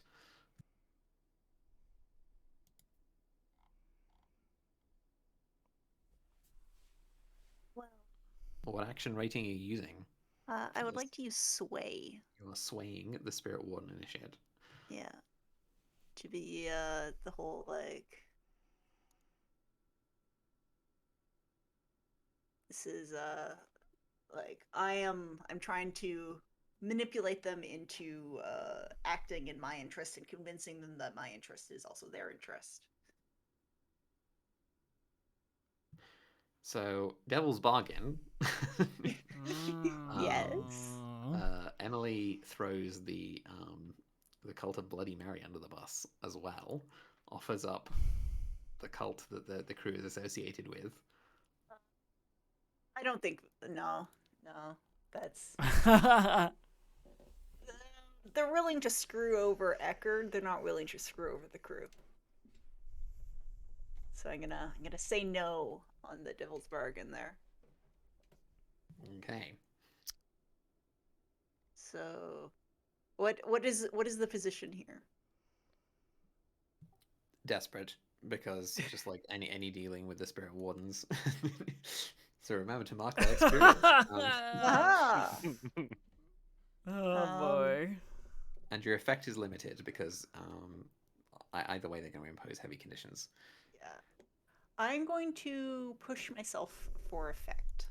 Okay, to standard. Yeah, so I have 1 stress left. Oof. 1 stress to resist the possible consequences of this roll. Yeah. My God. Well, I mean, I don't have any traumas. Emily needs some traumas. Let's do it. I believe. All Go. 6. The 6. So there we go. Red uptick. Another sly friend, another kind of like creepy friend is Thorpe, corrupt spirit warden. This will be their big chance to bust Eckerd's corpse smuggling ring, come out of it looking like a hero, and also come out of it as like maybe like the only survivor / like having their boss like who has always kind of doubted them. They are the least favorite apprentice die.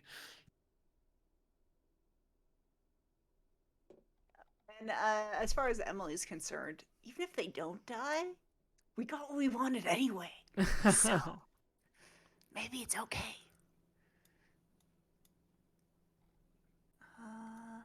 All right. So Emily just kind of gives flash forward to the present. Okay. Mhm. All right.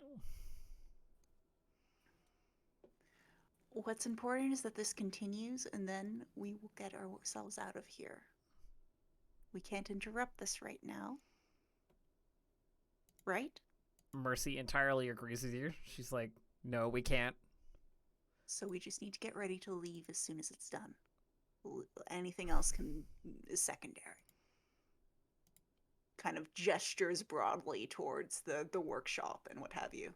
And then Emily will be like, there's an exit over there. You'll need to get her to walk. All right? That's your job. Mercy, again, nods imperatively.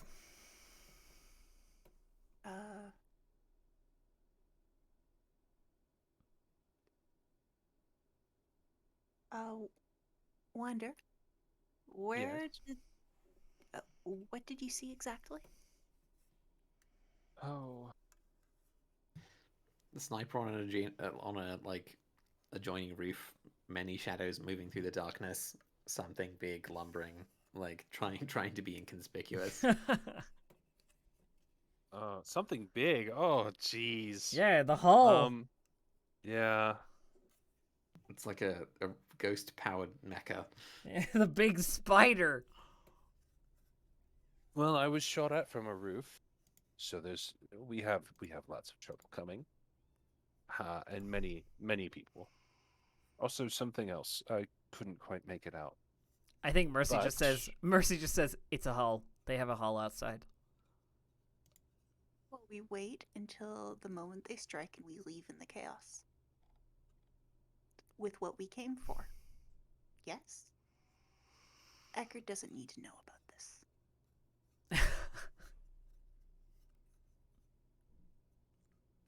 Mercy, like, seeing your game plan here now, and you saying that, sort of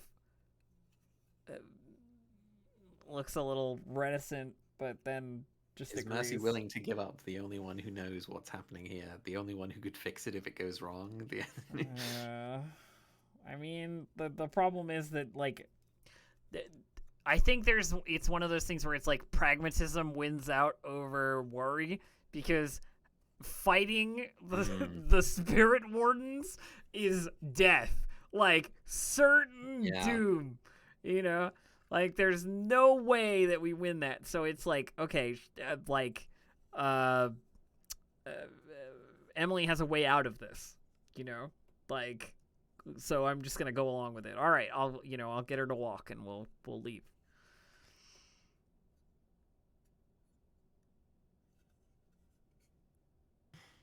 What's Winder doing? Oh, jeez. I mean, there's not really a whole lot to do, right? What? There is an other end of the bargain to uphold, which is to kill make sure that. that the one that's leading it dies. Yeah. Unfortunately for us, we don't really have killing people with us in our crew currently. What are you Mercy talking is the about? killing people. I'm Well, very Mercy's very killy. good at killing people, but I guess I'm putting it in the spirit warden sense of killing people. That's, I don't know. They're pretty spooky. I guess Winder is just kind of like just standing there, being ready to go at a moment's notice. Like there's a whole lot of hurry up and wait here, right? Here's my question, Ink. Can I, in some way, identify the person that we need to kill? Like, how would one even go about doing that? So, you saw them right in the ghost field. You know which one is leading, just from the kind of like the general position of them. And do I know? It depends on what Emily tells you. Well, right? and that's what I was gonna ask Siobhan. I'm like, has Emily told us that, like, we need to kill this guy?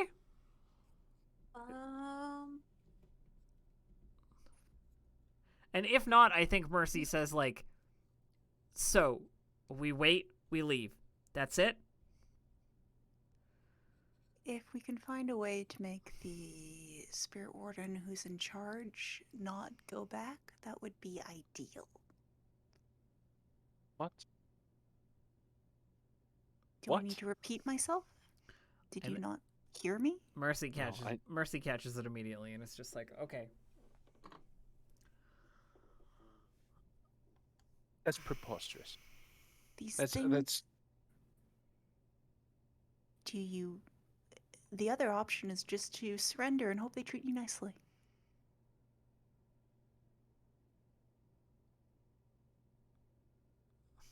Oh, none of this is worth it. All right. Winder speaks in kind of a frustrated, hushed tone with Emily, and then lifts their left sleeve where they have their 4 or 5 timepieces kind of on their wrist, and they ready themselves. Don't worry, you'll be back to your trinkets soon enough. Just kind of like patronizingly pat. Yes, well, that's what I'm hoping. But I don't think that's what's going to happen. There's a loud bang and a Wilhelm scream as the hull breaches into the house, and just like there's just like a sudden burst of activity and then immediate silence. I was like, whoever like the entire group of like Eckerd goons that were holding that place just all die within a fraction of a second. Oh. And then there is like a clunk, clunk, clunk.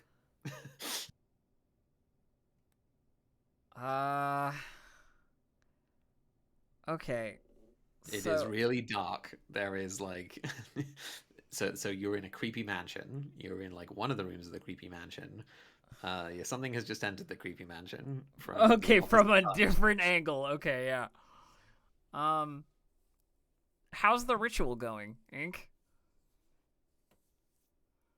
Why don't we start a clock?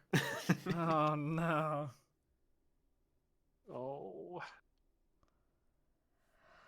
Yeah. That's not what I want to hear. Do we need to pick load and like roll engagement?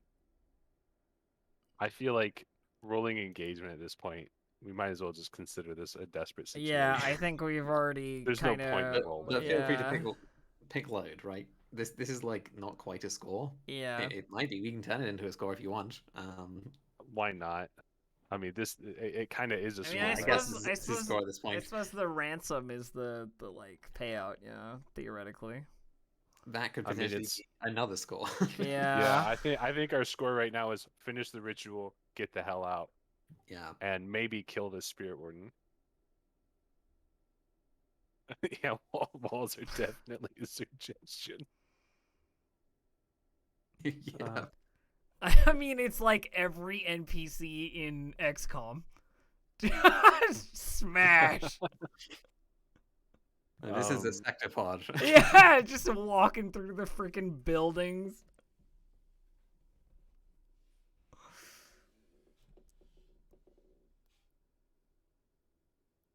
So yeah, pick your load, everyone. Yeah, I'm going with a normal load. Yeah. Also normal load. Same deal.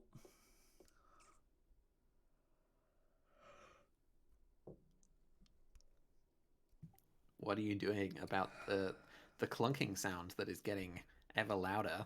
So, Like, Ink, I would like to try and attune to the ghost field and call ghosts to this location. Ink, Okay. I would like to summon ghosts. You do not have the compel ability. I don't have the compel ability. So this just makes it ever more dangerous and unpredictable. Yeah, I'm just trying to distractions for the spirit wardens. It's not like dangerous for them because they do this shit all the time, but it's chaff enough that might slow them down. Okay. Obviously very desperate. I can't think of any other way to deal with a hull. Yeah, I think the effect here is limited because you don't have the ability that would allow you to do this. There are ghosts, but it's very much kind of like a flailing in the dark kind of thing. Yeah. Okay, I have another option. I don't think that's the correct move. I have another option. And that is, I know where the leader of this group of spirit wardens is, right? Yes. Or you've seen where they were a moment ago. Then I am going to position myself in such a way that I could easily get to them if I could say, I don't know, step through a wall, for example. Yes. The same strategy during the kidnap, right? Like, which is just go directly. It to turns out when target. you have a superpower, you gotta use it like all the time. Mercy is literally the flicker strike build. Yeah, exactly. I'm gonna teleport behind him and give him the nothing personnel kid. Exactly. But yeah, so Mercy kind of like makes her way along like one of the sides of the room and like positions herself against the wall, ready to like make a move. Okay. Clunk. Clunk. What you gonna do, Mercy? All right. I guess I go for it. I was just giving the others some space to describe what they were doing. Yeah, what are you doing, Winder? Oh, so we have Mercy. What exactly is Mercy's goal here? To. I mean, we want to finish the ritual. That's goal number 1. Yeah. So goal number 2 is if I can kill the leader of the spirit wardens, we will have secured our objective. for the negotiation. Right. And thus probably be able to get out of here. So how exactly, what can Winder do to help with this ritual clock? It's buying time. It's buying time. Buying time. The ritual needs time to. I guess I'll put the ritual's already begun. I will put one tick on this clock. Yeah. Ink is a generous god. Very generous. I mean, this isn't. Oh boy. So creative solutions, like just random suggestions here. Like Winder could acquire asset a bomb in flashback, Yeah. right? Like, yeah, like it's kind of open to whatever you want to do with it,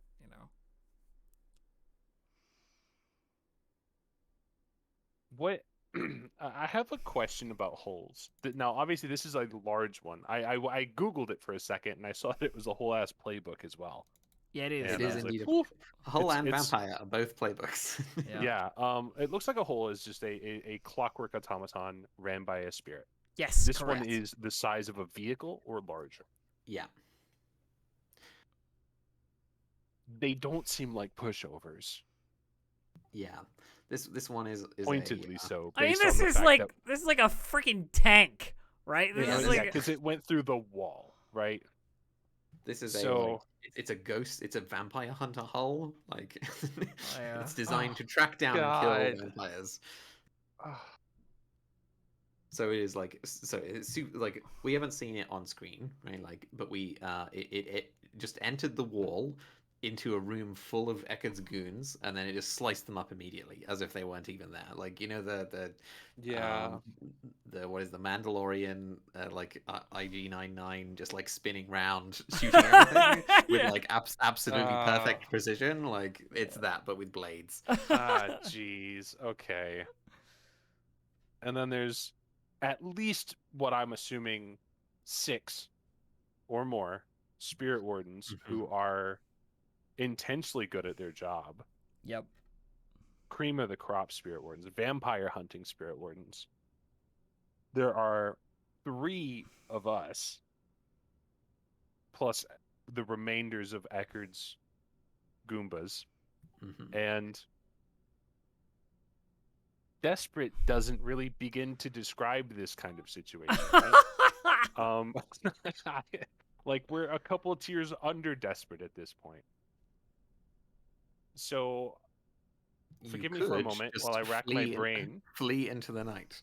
I mean that is starting to sound like Elaine needs you. But, I mean, running sounds kind of like the only option. However, I mean, if that's what Winder would do, like, don't feel like you can't do that. You definitely can. Winder would want to know what happens here, with the sword, but there's also the fact that there are spirit wardens. So we're gonna give it our good old college try, and then if things go really bad, then we know where Winder's loyalties may really lie. You can always you can always flash back to a genius escape plan. So yeah. I would like to acquire an asset. What asset would you like to acquire?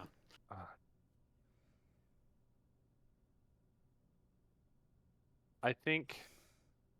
Now, I don't want to just steal the idea of bomb, but I'm thinking, but also, and I have no way of I don't have Tinker, so it's not like I'm really going to be setting up like a trap. No, but you could throw a grenade. Yeah, I think getting an incredibly good bomb here is the only play. So before all of this happened, back before we even captured Delilah,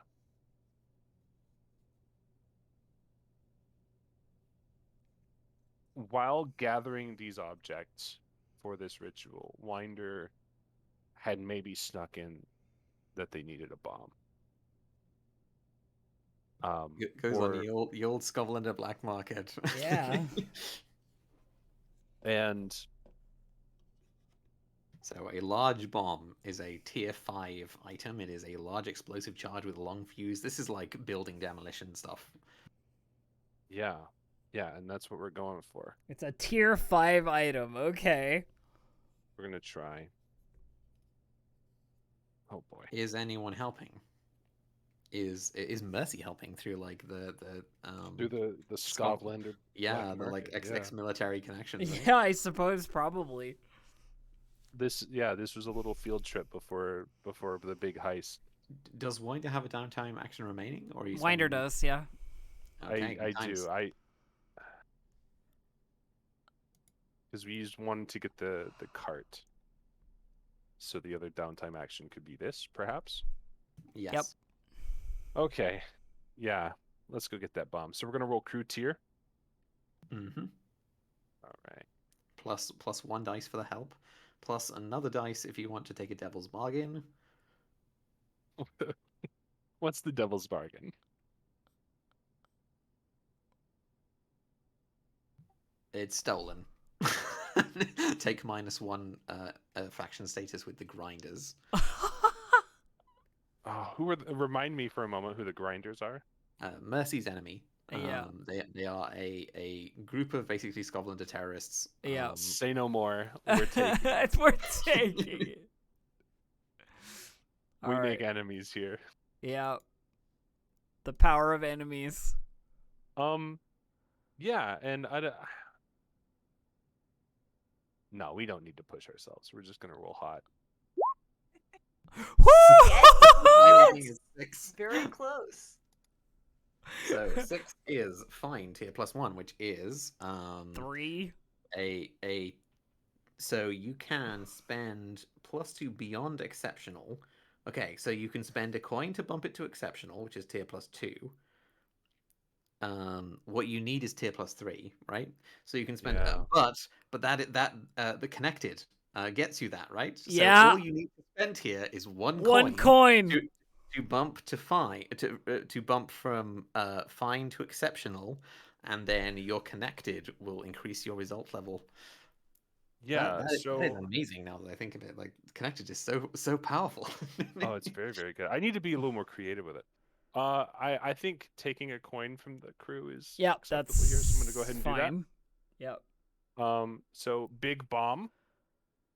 Yeah. Also, we can mark in the crew sheet that +1 dice to acquire asset explosives in future. Beautiful. Oh, So boy. what is the load cost of big bomb? Big, I think. Like I think 2, 3? But I don't think it's load. I think this is something that you'll have set up beforehand, right? Like this will be a flashback rather than you're actually carrying it on your person. Because like this is a big thing. This is not like a Yeah, like, this is bomb throwing anarchist bomb that fits in the palm of Right, your hand. This is like a crate. This is like one of those cartoon black, like bowling ball. A big black sphere Yeah. with a wick sticking out of it. That's how it's just the size of like a keg. Yeah. Ah, jeez. I'll take This is like a This is- gunpowder barrel. This is like the gunpowder barrels underneath the Metliu, like level of bomb. I do like this suggestion from from chat that the bomb is on the cart. Oh Yeah. my god. And I wonder if this is like a torpedo warhead or something that they would launch into a Leviathan. Yeah, this is some kind of crazy missile. Yeah, why not? It's on the cart, which means that we have to go get to it, right? Which is fine. Depending on, so you could either go and trigger it right now, which is it has a long fuse, or you could have timed this perfectly, which like timing is Winder's thing, right? I Yeah. think so. There's one the third watch on their left wrist is the timing.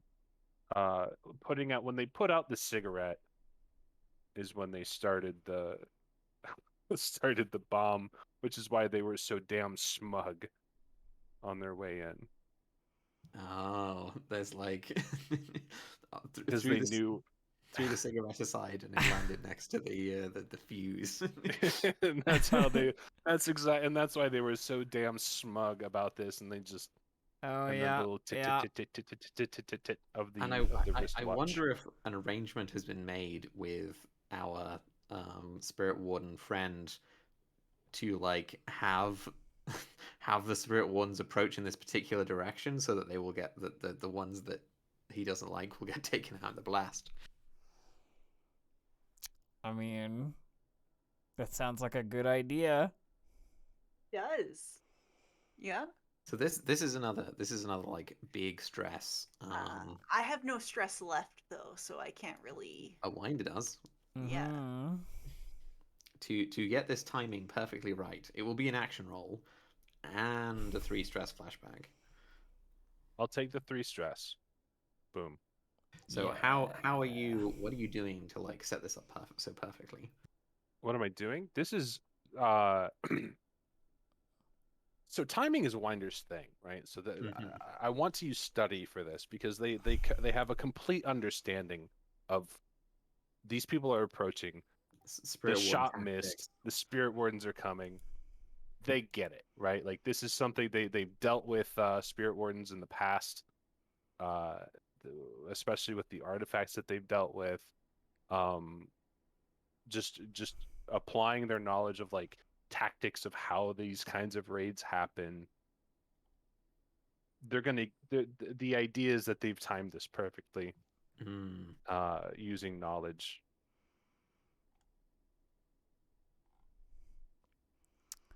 It's definitely like somewhere between study and survey. But yeah, this is like to understand, to study a person, document, or item. to truly understand. To gain a deeper understanding, to do research, to apply knowledge. Yeah, we can have this one, study. Okay, so we are going with study. This is a desperate. This is very desperate. This involves bombs, spirit wardens, lighting fuses. Yeah. And our effect is extreme. I think your effect here is standard. Your bomb Close will enough. accomplish what you want it to do. Yes. Is anyone helping? Is anyone like? I mean, I said I would help get the bomb, but I don't know if I can really help with the timing. I think the timing is kind of just up to Winder. Unless you Obviously, need me to like make a signal or a distraction or something like at the right moment, you know, and like pull people's attention so the bomb goes off and they blow up. You know what I mean? That could totally be a thing, right? Yeah. To like just draw them into a trap. Just like stick my head out the door and whistle, you know, or something like. I mean, this is like Mercy's bread and butter, right? Like guerrilla tactics is drawing a larger enemy force into a trap and then blowing them up with a bomb is like what Mercy is trained to do. It's true. So I can help. I help by doing that. Awesome. So I distract the spirit wardens and pull them in. Is even like a setup roll with like prowl or something to like to draw into trap. I mean, I can do like a, you know, tap him on the shoulder, like run by Han Solo style, you know, like you know, be into my ambush.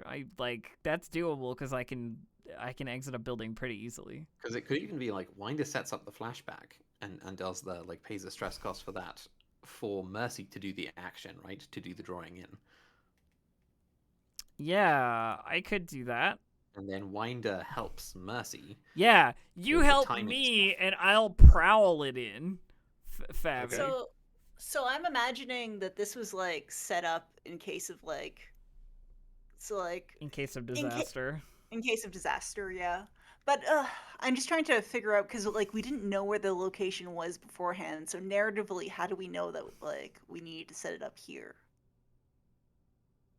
We got lucky.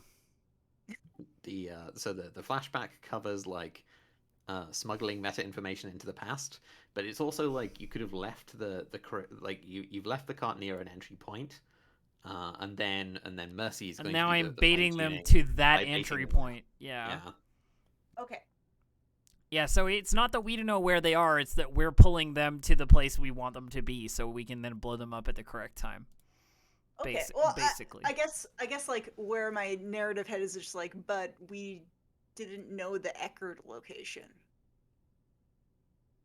It's like only a couple doors down from the other Eckerd location. It's fine. Okay. All right. Don't think about it too hard. Because like the bomb isn't set up at the Eckerd location; it's set up in the cart, which is mobile. That we took okay. to the Yeah. All right. All right, I'm gonna do my run. I'm gonna do my run by. Okay. I'm gonna poke my head out and So- get some information here. So I did the 3 stress for the flashback. Do I need to do another stress for the assist? Yes. Yeah, one more. Okay. All right. Ooh, so combination of timing and prowling. So my plan here is to try and get the hull and as many of these guys as close to the cart as possible at the right time. Ink, just so you know. Okay. What's my effect? Your effect is standard. You will accomplish what you wanted to do, which is take out as many spirit wardens as you can, do a bomb's worth of damage to the hull, and kill the one that you were asked to. Okay, here we go. 5. I mean, it's a success. Okay. So, what this looks like is, yeah, you lure the spirit wardens to the bomb. There is a tremendous explosion that, like, you get what you wanted, which is that you take out many spirit wardens in the explosion, including the spirit warden commander. Like, there is just like it is that like there is just a flash. The bang is just so loud that it's not even like audible. There is just the ringing in your ears, right? Like you can't hear anything as you are like thrown to the ground by just the force of the explosion. It it just smashes out all the windows in the building and probably all the way down the street. Like everyone, take 1 heat for using. Yeah, I mean, yeah. Just like any time you use a bomb on a score, any number of uses of that bomb will get you 1 heat anyway, from the conspicuous drawback. But yeah, there is this like, once again, really big loud noise. And the consequence is that like as you kind of drag yourself to your feet, like you came quite close to the blasts to drag them all in, right? Like to get what you wanted to do, you expose yourself to it. So take because this is desperate, there will be a couple of consequences here. There will Yeah, take of course. In fact, I think level 3 harm from the explosion, and like you can obviously resist that. You can use armor, and then there is like it is like this Terminator. Like we see the fire, the giant wall of fire, as like this burning building, and then we see the hull just like clomp out, Oh, no! nearly Oh my fireproof, God. out of it right at you. Oh my God. Can I resist the hull surviving? Is that like a consequence that can be resisted? Like, You can resist the hull killing you immediately. oh, okay, great. Let's resist dying. Yeah, that's definitely So, worth. There's a level 3 harm from the explosion, and then there's the level 4 harm from the hull that the hull just comes straight at you and then just stabs you. I definitely. So the hull looks like it is humanoid, but it is freakishly large. It is like a giant with it's the kind of like Slender Man look because it has Yeah. like swords for fingers. It just has these very long sword-like arms that are like multi-jointed. What a creepy claws. hull, Jesus. And it is Oh my bipedal, God. and it has no head. It just has a kind of like a bulbous kind of just like a bulb where the neck would be. Oh God. Oh no. Okay, well, I'm gonna resist being murdered by the hull first up. Okay. I'm gonna take 3 Ooh, stress. stress. 3 stress. Ooh. Okay. So the hull is on your. So the hull is. It doesn't stab and kill you immediately, Amazing. but it swings down, and you are you are in close combat with the hull. Please That is what it's please tell reduced me to. that we have added some time to the ritual clock ink. Like, Yes. please, dear God. I think the bomb. The bomb almost negates the need for the ritual clock because Okay, all right, good. you're doing just enough massive damage to the spirit wardens that their attention is decidedly off the ritual. Okay, well, I need to resist being Level 3 harm. level 3 harmed as well. Level 3 harm explosion. So I think I'm gonna do that? Question mark? Here we go. Hey, there we go. All right. Whew. It drops to level Oh. 2 harm. Okay, I use armor to ablate another point of it. Ink. Okay, it's level 1 harm. Yeah. And probably ringing ears. Yeah. Okay, nailed it. You just get kind of like launched against the nearest, launched against the nearest It surface. is at this point that I would like to run interference with this hull. I'm gonna play a chase me game with this hull and try and lead it away from here. Okay. Is Winder in a position to see this hole chasing? Probably. I mean, you can be wherever you like. Sure. You know what? I So think Winder. ordinarily, so that there's the example given that like if you try and knock down a tower with a sledgehammer, you can't do that. Like the scale of the tower just predominates. Likewise, the scale of this hull predominates, and it would just kill you. However, you have Infiltrator, which means you're not affected by quality or tier. You are just that good. I that you am can- slippery as fuck. You can hold your if you are like if you're trying to give the hull the runaround, it won't kill you immediately. I am indeed trying Oh, to yes. give the hull the runaround so the others can get the ritual done and get out of there. It is superhumanly fast and precise. It just like wherever you are, it will just immediately lash out. It lands right into your heart. Oh God. Winder. I need to try and assist, right? So Winder, in their bravest hour, and probably this is a horrible idea. Shoots the hole with their concealed palm pistol. Oh, that's a terrible plan. That's not gonna do anything. No, but it may buy you a third of a second. Uh, And then I'm gonna bolt, and then Winder's gonna bolt the other way. Okay.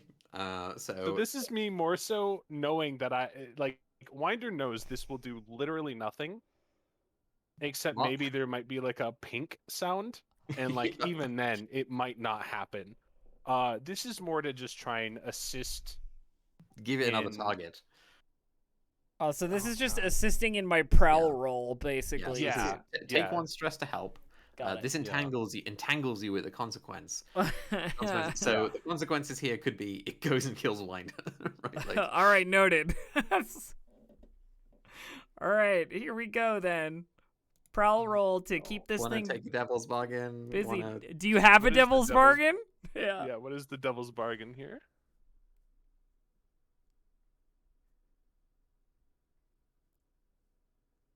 Lose the shadow cloak. It gets pinned and ripped away. My shadow cloak. Shadow cloak. I have a cool shadow cloak. I don't want to lose my shadow cloak, but I would like an extra die. So I think that's probably fair. In fact, I will lose my fine shadow cloak. I've made a note. Yeah, I see that. All right, here we go. Oh no. Oh, oh, There you go, the flying shadow cloak. Oh my God! Oh. So That's yeah, more XP for my prowess track. there is like so basically Oh, you get knocked to the ground by the explosion. The hull comes out of nowhere and like stabs down at you. Mercy just and so manages to dodge out of the way, and then like manages to get up onto her feet and run. I like to think this whole time, like, the side of Mercy's like hair is like singed at the ends from the explosion, you know, on one side, and she just looks like she's just keeping it together purely out of desire to like get the ritual done, you know. It's like she's putting herself up against this killing machine, you know, in the off chance that there's an extra 3 seconds to get her sister like in a good way.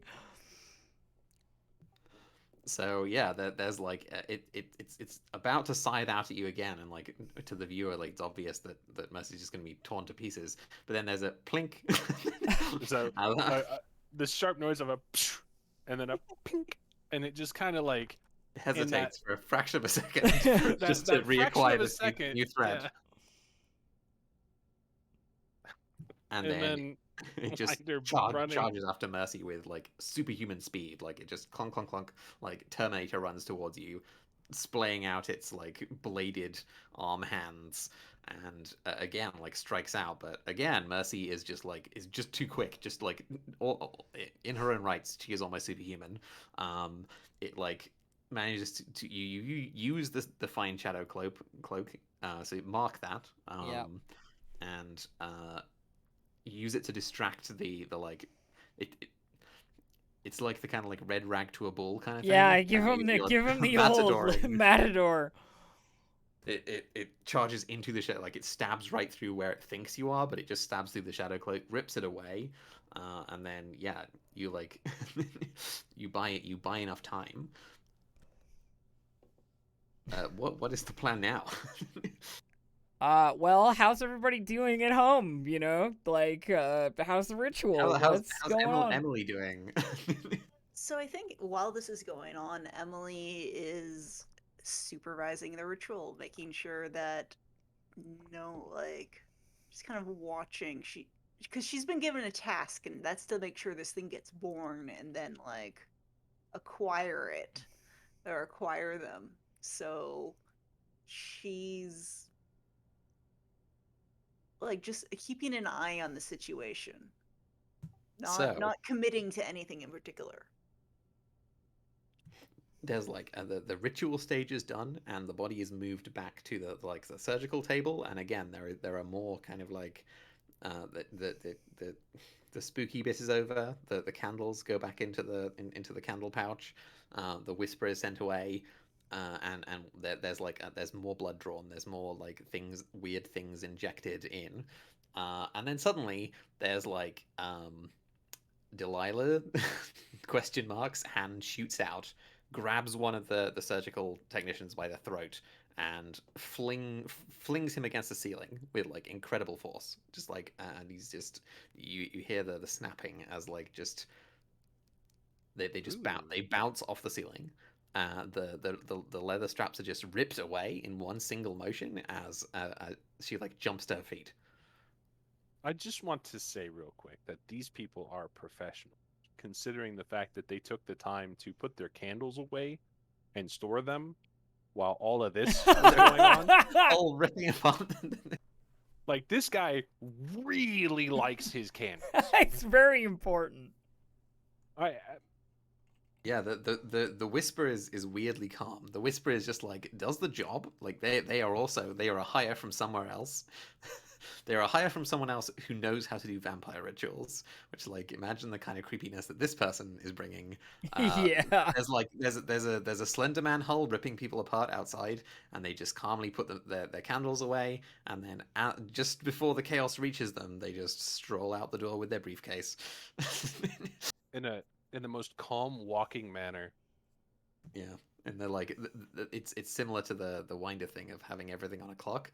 They know when the chaos is about to arrive, and they know not to be there.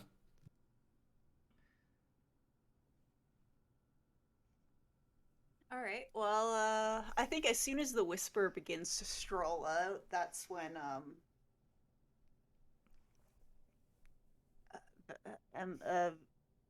Emily kind of like begins to supervise begin to be closer, but not like too close, or like getting ready to like ferret this person away as soon as they're awake. Yeah, which they Well, they're They super are awake. having thrown one of the techs, and yeah, I like the idea of spearing this surgical technician onto it, and like Eckerd is looking on in awe of like he's like the Dr. Frankenstein, like it's alive as he's looking at his handiwork and doesn't care that his employee just got wrecked. The other one kind of like stumbles back, falls to the floor, and like crawls away. And yeah, the Delilah is just kind of screams like, "What have you done to me?" So I think Emily here is going to go up and just very calmly address this creature and say, "Would you like to find mercy? If so, come with me."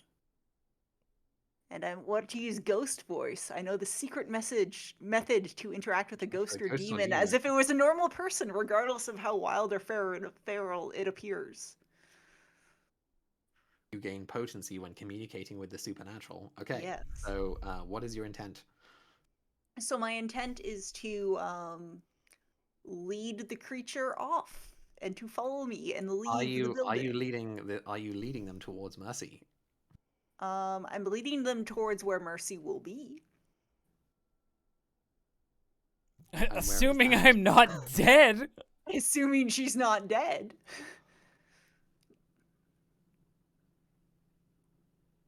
So that is a roll, obviously. You have potency. You were able to do this at all. Standard effect. Okay. I think this is a sway. I mean, it sounds like a convincing. Calm down and come with me. Yeah. Stop throwing a fit and just like tearing apart the lab text that just created you. Chill out, please. Is this This sounds like it might be desperate. It is, yes. Standard effect. No bonus dice. Let's do it. Hey, Ah! 6! Nailed it! Okay, yeah. Emily, like, I guess, like takes the Delilah by the hand. The Delilah, Delilah. Elaine, by the Elaine hand, Delilah? and Yeah. leads her away. Um, So the and yeah, Eckerd grabs his stuff and like after a moment of like sort of misty-eyed staring in awe at the amazing success and being really hype about it, he leaves and is like abandons this like also takes his core cadre Whatever's left of them, Jesus. Yeah, whatever is left of them, but he can hire more. He's the genius at the center of this operation. The rest are just like expendable to like. The rest are goons. Yeah. Even the surgery people are goons. There's corpses that are in like half baked states. There's like. Because I think last time we had like they were implanting blades into the fingers of corpses, and then there are some of those that are half finished. But Eckerd decides that this is time to cut and run. And wise, very wise. So, yeah.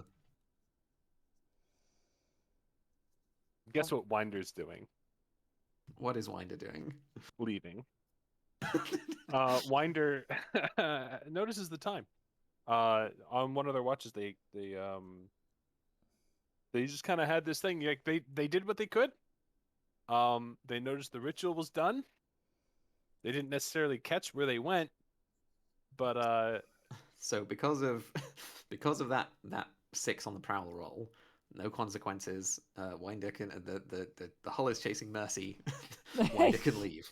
Yeah. Winder and Emily are now end score, right? Like they're out. Now I have to get the fuck out of here. Okay. You can do it. Prowl. prowl. I'm going to prowl my way away from this. I'm going to ditch the hull, Ink. Lose the monster. Lose the hull. I Run prowl. for your life. Yes, this is prowl. It is obviously desperate. I desperately prowl. And again, I ignore the security measures when I attempt to bypass them. Yep. Let's see here. Can I do anything? No, I can't. So we're just gonna roll. What devil's bargains might there be here?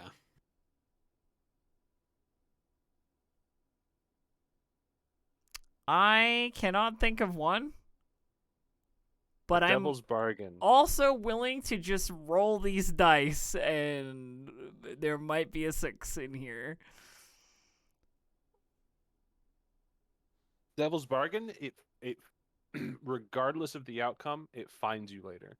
I mean, yeah, the add the hull to your shady friends list as an enemy. Oh God! Right, what? like you gotta death by a Terminator after you. God. Like, it picks up your spiritual scent. No, I don't want the hull after me.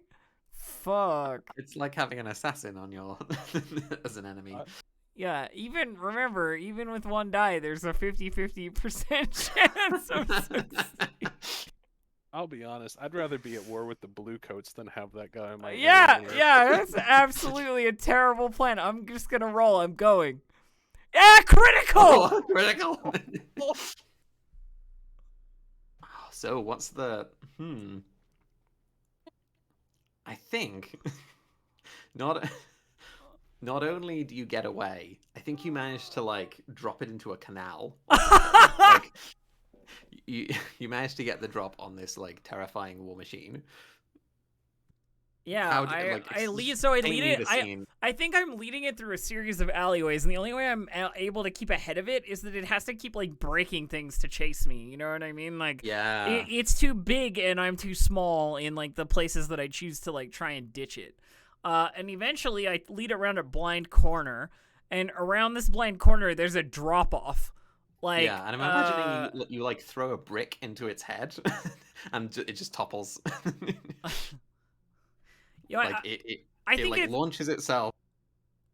I think it's definitely a speed thing. So it's like running down this alleyway, there's a blind corner, and then instead of more road where it looks like, or more alley where it looks like there'd be alley, it drops into like the canal, like you said. Yeah. And it would have the incredible precision to just stop there, even at the speed that it's going at. But there's one tiny tap. There's like a one tiny wafer thin mint that Mercy provides to knock it over the edge. I think it's just like it moves, and it manages to stop, but there's still momentum, and I drop down from above it, having climbed up the wall or something on the other side, and like kick it in the back, and drop it into the canal. There you go. Oh, nailed it. And then run. Yeah. I got a sister to get back to. Okay. I mean, that's end score. Ugh. Right? Or end partial score. We did all of our downtime actions prior to this score, right? No, I didn't do mine at all. Do you want to use those downtime actions now? Just for, like, in flashback, just before you kick this hole into the river? No, I'm good. I'm good. Okay. I'm happy to sacrifice them. That score was entirely about me, so. So, but we'll be earning some rep here because this was. No shit. However, you went up against the Spirit Wardens. And the Spirit Wardens are tier 4. So they're 2 tiers higher than you. So you get 4 rep. Okay. 4 rep. And I think there's maybe some coin in it from corrupt warden dude. Yeah, we did everything he asked for us to do. Yeah. Although he didn't end up being the hero in the end. He didn't end up busting Eckerd. Well, I getting mean, blown up. that's what happens. He still got his promotion. He still got his promotion. He just got his promotion by default because everyone else died. So yeah, I think standard score 6 coin. 6 coin. Not especially shabby. Nice. Remember to tithe. So that's 3, and then 2, and then we pay 2 out to the Circle of Flame. Tier plus 1. Oh, so 3 3 out. Okay, the Circle of Flame. There we go. Heat. So high profile or well connected targets. This is gonna push us way over. Yeah. Oh god, we're so screwed. If you're at war, if killing was involved, yes. So that's 3. And then I think loud and chaotic at the very least. So at the very least 7, 8 heat. We set off a warhead. Yeah. 9 heat. Nah. Okay, so 4 and then 5 spill over with a wanted level. There we go. There we go. The wanted levels keep on coming, but you managed to keep them at bay by whenever it gets to 3 wanted levels, someone goes to prison. So yeah, I mean things are things are fine. It's all good. Taking a negative with the Spirit Wardens, dropping to -2. The Spirit Wardens are now out for you, along with the blue coats. I destroyed their hull. Does that make them feel bad? Yeah, pretty much. Entanglements. Please give me the your wanted level. Go for it, Elf. Okay. You got this. All 5s. Right. I hope 5 is good. So it's on the 4 to 5 heat. So it is reprisals or unquiet dead. Oh, god damn it! Unquiet dead, you say?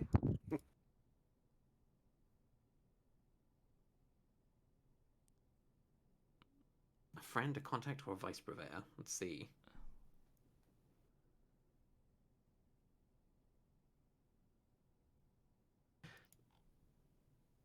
The Spirit Wardens go after the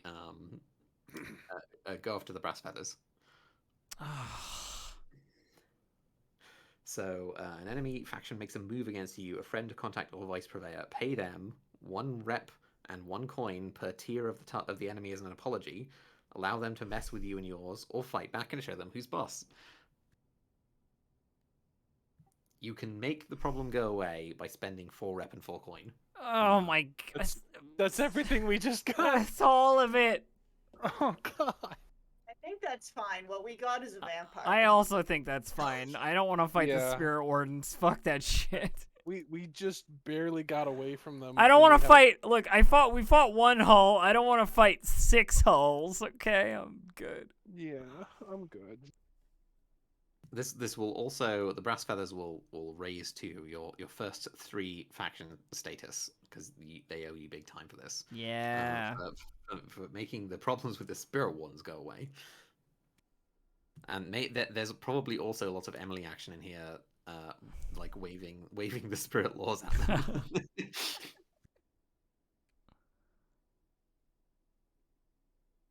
So yeah, quick resolve on that downtime.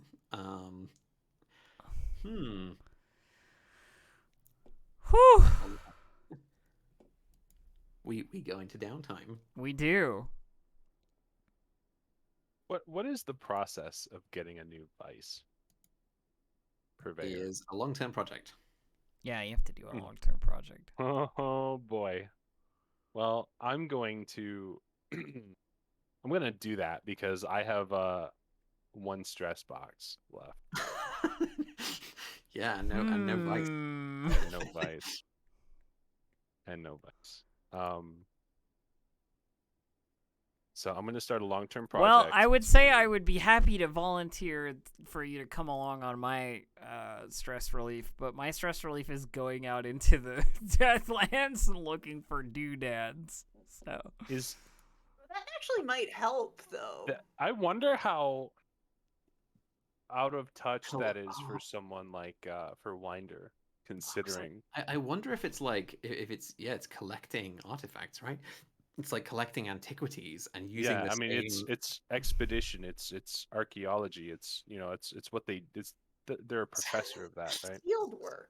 So Um, Mercy goes and is like, I like the look of that object, and Winder goes and is like, oh, this is an ancient blah blah blah from the blah blah blah kingdom. The two of you would probably make a great pairing for that because, like, Yeah, that's true. Mercy just picks things up because they look cool, and she feels a vibe, and Winder Winder what it knows is. stuff about things. Yeah. So perhaps we can do that. Yeah.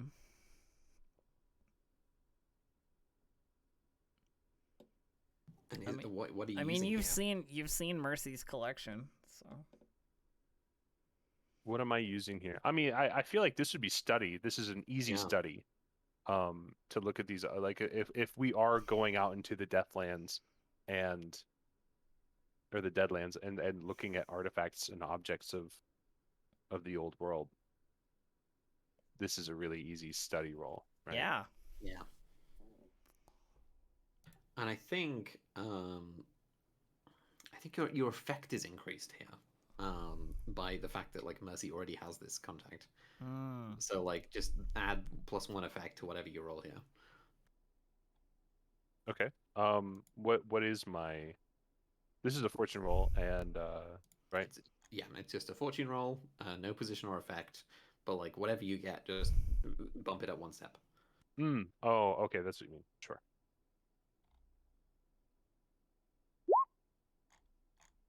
So that goes to 6. So that fills in three of those boxes. 3 boxes. It's only a 4-box clock. You can do it, I believe. You could pay a coin and Yeah, fill you the just last one. Pay a coin or use your second downtime action to. Because you want to use Indeed. the second downtime to get rid of some stress, right? actually Like, indulge the vice, yeah. You know, it'd be cool. If we had a coin. we do have a I coin. don't have. Do we? Yeah, we have. I thought. Oh wait, no, we don't. We paid them we out. just spent all of their Fuck. Never mind. We don't have any We coin. could use a rep. Yeah, we could use a rep if you want to Mhm. use a rep. I do, because I really need to lose some I stress. am cool with. I am absolutely cool with you using a rep. That's fine. yeah. Okay, I'm gonna take down a rep. I already did it. Okay, Perfect. there you go. And we're gonna roll again. You don't have to roll again, just automatic, right? It's automatic. because- Yeah. Oh yeah, because you can't really. Okay. And then so that we have a new vice, which is Sister Thorne. And there is an interesting interaction here, in that you and Mercy are both have the same vice purveyor, and when you both indulge your vice together, you both get +1 dice for you're helping each other. Yeah. well, I think we should go do that. I think we should go do that. Let's indulge our vice. Lifestyle tier. Let's go. And we each roll separately, correct? We gotta roll our stash with a bonus die. 3.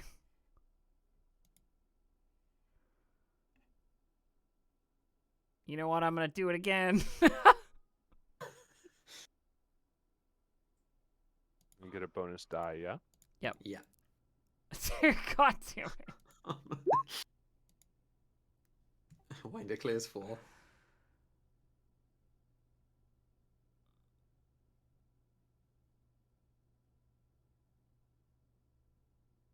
All right. Nailed it. Sweet deal. Yeah. Uh, Use my downtime actions. yeah, so- downtime actions. Did you say you already used them? You didn't already use them? Oh, are we going These are It new is a ones. Oh, new right. downtime. new downtime? Okay. New score, new downtime. Well, we do have heat that we can't. The only way to reduce a wanted level is by sending someone to jail, right? Yes. Yeah. There was something else, right? There was some score or something to run, but or Pin it or on am I someone. thinking of something else? Oh yeah, you pin it on Oh, someone. We're thinking of the Gloom Beneath. Yeah. Which you can catch on Sundays. and by catch we mean catch the design of, because we are still the writing design it. of. Sorry. Yeah. Yeah. Because we could also, I mean, you could just send Mercy to prison. What? I mean, if you want me to go to prison, but I want to talk to my vampire sister at least once. Yeah. Well, I'll use my downtime to work on the heat for now. I mean, I would love to do a prison episode. Don't get me wrong. Well, I honestly think that the way that I'm playing Vessel or Emily is Emily would just be like, all right, I need to secure control over the sister. Uh, Mercy's gonna be a problem. We'll get Mercy to stabilize the sister and then send Mercy to jail. Because yeah, Skerlock is going to try and spirit this Elaine Delilah away. Aww. Secrete her. She is in a state of like feral panic. Oh, okay, yeah, it's there's- probably better than my ransom plan may not have been well thought out. Turns out. You could still do the ransom plan potentially. But this is, but like Skerlock is like after the score, there isn't like a scene with the sister. There is just like Skerlock stonewalls you, just like takes her away, and you're just left out in the like. There's maybe a scene of like Mercy out in the cold outside Skerlock Manor, with like the butler just shutting the door in your face. Oh, darn. Well, we did our best, but she is absolutely obsessed with her sister, so that's not gonna fly. You're also a lurk. So Yeah. I'm gonna sneak into Skurlock Manor and see her.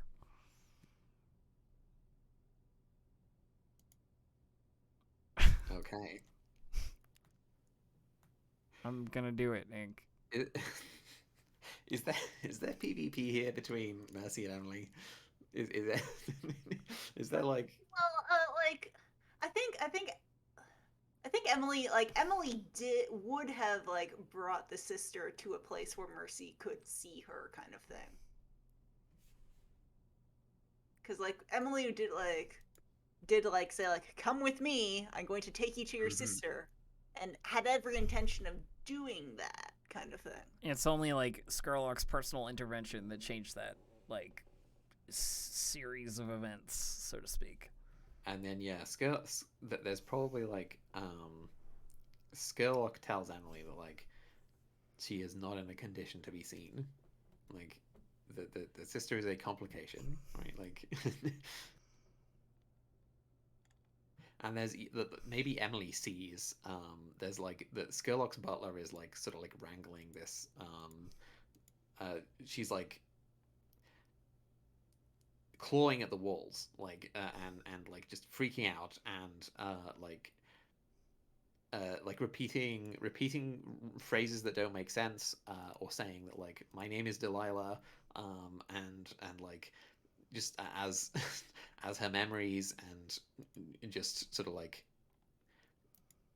shuffle and rejumble themselves and Skurlock is like patience, like this will take time, but we need control. You can absolutely sneak into Skurlock Manor. I mean, I want to. It's bad consequences, and maybe that'll do it. But I just don't think Mercy would like just be like, oh, okay, you know what I mean? Like, it's not gonna happen that way.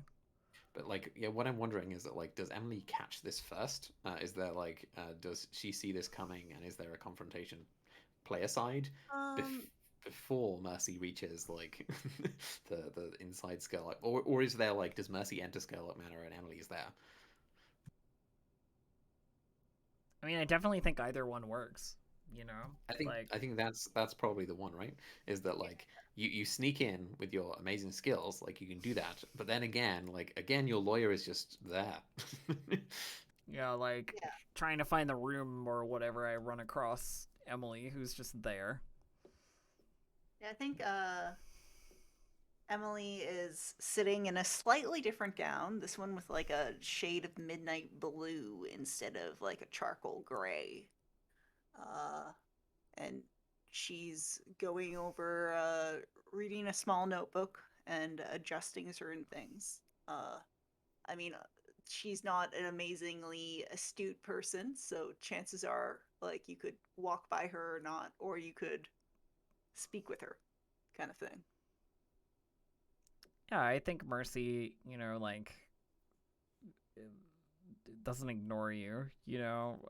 She walks into the room that you're in, as if she's supposed to be here, and just says, "Where is she? I have to see her." It's dangerous for you to be here, Mercy. It's dangerous for her to be here as well. She should be with me.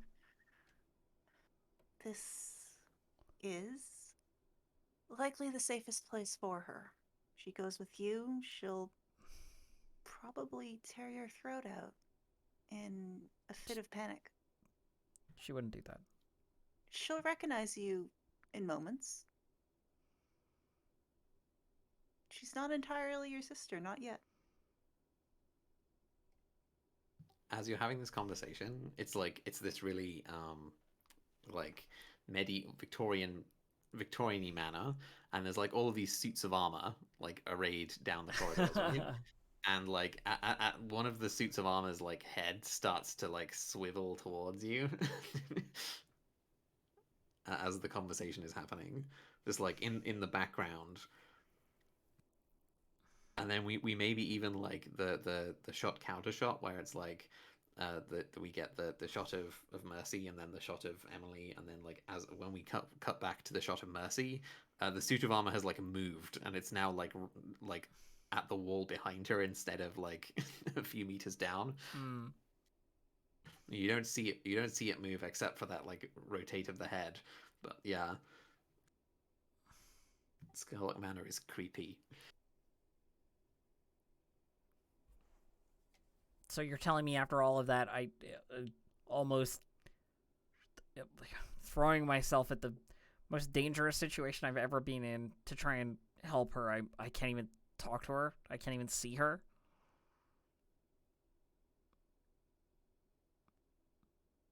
I don't entirely know how these things work either. I'm just a lawyer. But what I do know is that when something is born, it takes time to be what it is. And what doesn't fade after time is passion, right?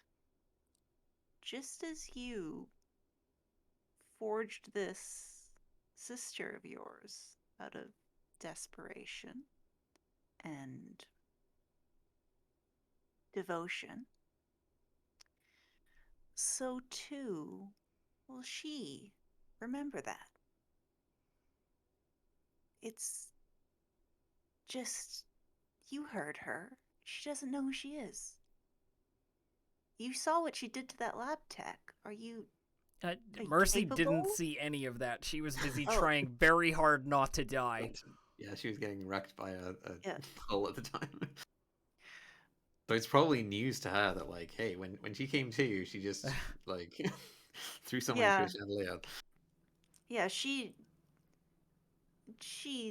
took one of Eckerd's men and threw him across the room.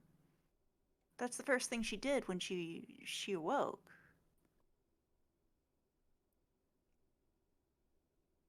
I think there's a long moment of like silence where Mercy looks like she's trying to decide what to do or say. And then she just looks over at Emily and says, "Just understand this plainly.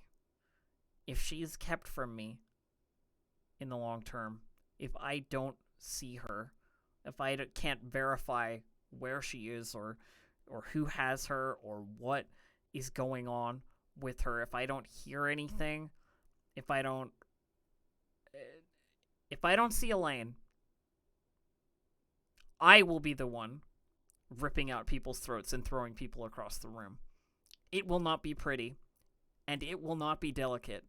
And I will make sure that whoever is keeping her from me, and whoever is hurting her, or restraining her, or whatever it is that is happening while I am not the person who has her best interests at heart, I will make sure that they suffer.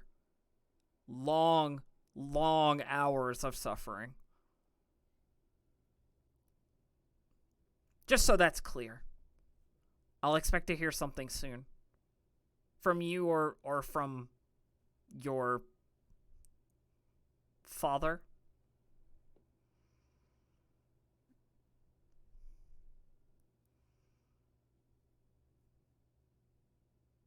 Again, as I said, these things take time. Your threats are clearly heard, and I know where you stand, and so does she. Yes, she does. Mercy says with, like, absolute confidence. You really should go. Quietly, just like you came in.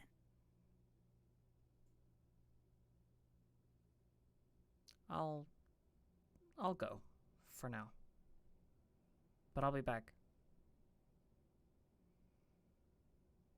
And then she sort of, like, turns to leave. Re-exits out the window or something. Yep. Second story. And the rain drives hard, right? Like, and we see maybe the last glance back at the ominous looking Skurlock Manor. Yeah. As Pulls- Mercy takes off into the night. Pulls her hood up, you know, and like heads back towards Silkshore. And just to rub salt into the wound, the montage is that is we cut to the, like, I mean, they don't really have news conferences, but like the headline of, like, bluecoats in night market, find and free like kidnapped heiress, and like there is a bluecoat squad, like, find in like this abandoned warehouse, like, take out this smuggler gang, and like there was a shootout, and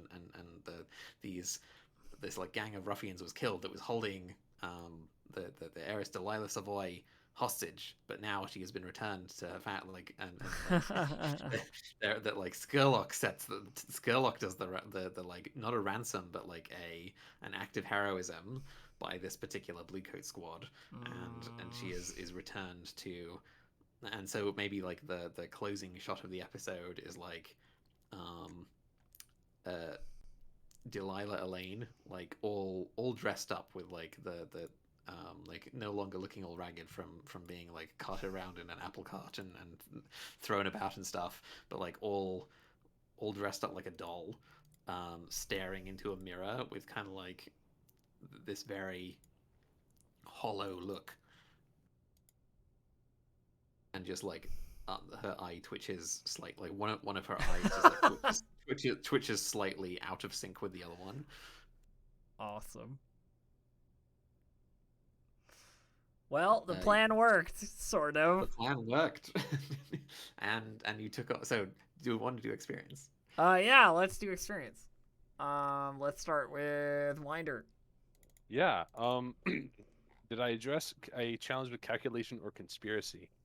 Yeah, we did a bomb. Bomb flashback. Acquiring the bomb, calculating exactly when to set off the bomb, getting the apple cart, doing a flashback to like set everything up. Yeah, I think there was another connected thing at some point too. Hey, someone clicked it for me. Sorry, Yeah, that was me. Yeah. You express your beliefs, drives, heritage, or background. We got a new vice. Yeah. Also, academic professor came up Yep. twice because Yeah. it came up with the new vice. It came up with the obsession with the sword. With, like, as soon as it was wheeled out, like Winder was willing to ignore some pretty inhumane stuff to get a look at a fancy sword. Yeah, and to write down notes about it. So that'll advance my playbook. And then the last one, did I struggle with my issues of my vice or traumas during the session? Paranoid a little bit, but not really. But vice? Yeah, I Vice think so. Yeah. So I think that at least one tick from that, but I want to put that tick into something else. Okay. Not play. Okay. So probably insight. We'll put that in insight. Nice. And I get a special ability. Do you know which one you're taking? I'm gonna take. I will know by the time everyone else is done with theirs. Fair enough. Let's do Emily next. All right, Emily. We didn't get to use her We criminal name. We didn't. Her criminal name didn't come up yet. Yeah, Vessel. I'm sure it will at some Vessel. point. She has yet to properly enter the criminal life. She is still the mysterious agent on the side. Yeah. I addressed a challenge with deception or influence. Yes. Several Repeatedly, everyone was times. being influenced. I expressed beliefs, drives, heritage, or background. Yes. Because the think law so. thing came up repeatedly, right? Yes. Like, the Yeah. law thing came up in flashbacks, it came up in downtime I mean, the actions. Skurlock background Also, too. yeah, like... you basically should look over the crew. Yeah, the big ones for that. Struggled with issues from vice or trauma. I don't think so. I don't think. Not this time. Yeah, No. not this time. That's it for Emily. And then Mercy. Address the challenge with stealth or evasion. Yes. Yeah. Pretty much. Yeah. Express your beliefs, drives, heritage, or background. I mean, constantly. Extreme. Yes. Yeah. Yeah. Scotland resistance fighter, beliefs yeah. all the time. Yeah. I think struggled there with was- issues from my vices or traumas. Well, Obsessed, obsession. Yes. vicious. Vicious Yes. and obsessed. Yeah, I think Yeah. both came up plenty. Oh, The crew. The crew. All right, the crew. So, did you acquire product supply? No. Execute sales to secure new territory. You lost some territory. No, we didn't do any of that. Did you contend with challenges above your current Yes, station? very much. every Yes. time we never do anything else. Did you bolster the crew's reputation or develop a new one? Yes, and then spent it. Yes. Yes. Well, okay, that's bold, rep. bold but, and underhanded. Yeah. Yeah, Yeah. we did both. Yeah. And then express There's the. maybe, Oh, sorry. Go ahead. there's maybe a case for like a cult showing up as a reputation item. Maybe, but not yet. I would say. Like. Yeah. It hasn't been. Yeah. Express the goals, drives, inner conflict, or essential nature, I think was really high, right? Like everyone Yeah. did their thing, everyone really excelled Yeah. at that thing. There was even some intercrew conflict. Goals came out, yeah, good stuff. I always love an opportunity to roleplay threateningly at Siobhan. We have done much of this in the past. Trust me. Both of us. So, okay, cool. So crew's done. That's great. That's the end of session, I guess. Session, there we are. So let's do shout outs and we can hop on out of here. Real quick, I'm taking ahead, Tyler. calculating Calculating, Um, nice. for an extra downtime. Now, Ink. That means you can get right now, right? Yeah, like, 'cause you used 2 downtime actions, you spent rep for a third. Now you have another one. Yeah. Okay. Let's Stress. we're gonna indulge a little vice. But I don't know if we're doing it with Mercy this time, or did we do it with Mercy? Because they went out twice. Yeah, I will like. And I only went out once. No, if this is like. Flashback it, right? Yeah, like it's fine. do it all at once. It's Okay, fine. so I'm gonna take the bonus die on it. montage. Do take the bonus die. Just don't roll a 6. Awesome. Okay, sick. I cleared it out perfectly. Cleared it out entirely. If you'd rolled a 6, that would have been really sad. It would have been pretty bad. Yeah, we would have been speed running into a new character. I have Emily set up very nicely to get a trauma next session. Oh, so yeah? playing into the meta. Yeah, always get one trauma. It's very important. All right, so let's do shoutouts. Let's start with Ink. Ink, you're up first. In COVID, they them pronouns. I GM this game at this time on Wednesday night. Hell yeah. We all of us co-develop the Gloom Beneath, a Blades hack, like Blades in the Underdark, on Sundays. That's also Come here find on us. Sundays, yeah. Also here, yes. Let's Siobhan. Hi, I'm Siobhan. I make chainmail jewelry at mailings.ca. And otherwise, I spend a lot of time in Elf's chat. It's true, she does. And you can also find me on Twitter. Yeah. And then Favi. I'm Favi, also known as Bagladder. I'm a professional artist, and I paint things. And right now, I'm painting things for The Gloom Beneath, which you can see on Sundays at noon Central U.S. time. Yeah. Wow, so excited. Dope. So excited for Gloom Beneath There's stuff. Lots of really cool Gloom Beneath stuff coming, and I'm spinning like 10 plates. And I want you guys to know that Fabi is thinking about something rad for the Gloom Beneath. So just watch this space. And then of course there's me. Hi, I'm Distracted Elf. You can find me here, or you can find me on Twitter at Distracted Elf. And I do streaming stuff. I've been doing a lot of Path of Exile recently. If you're into Path of Exile, I'm into Path of Exile right now. So that's what we're doing a lot of. That and this and the Gloom Beneath and whatever else shows up. Elden Ring soon. Ooh, Elden Ring soon. Yeah. Let's get out of here. See you guys later. Thanks for watching. Bye, friends. Thanks for tuning in. Bye.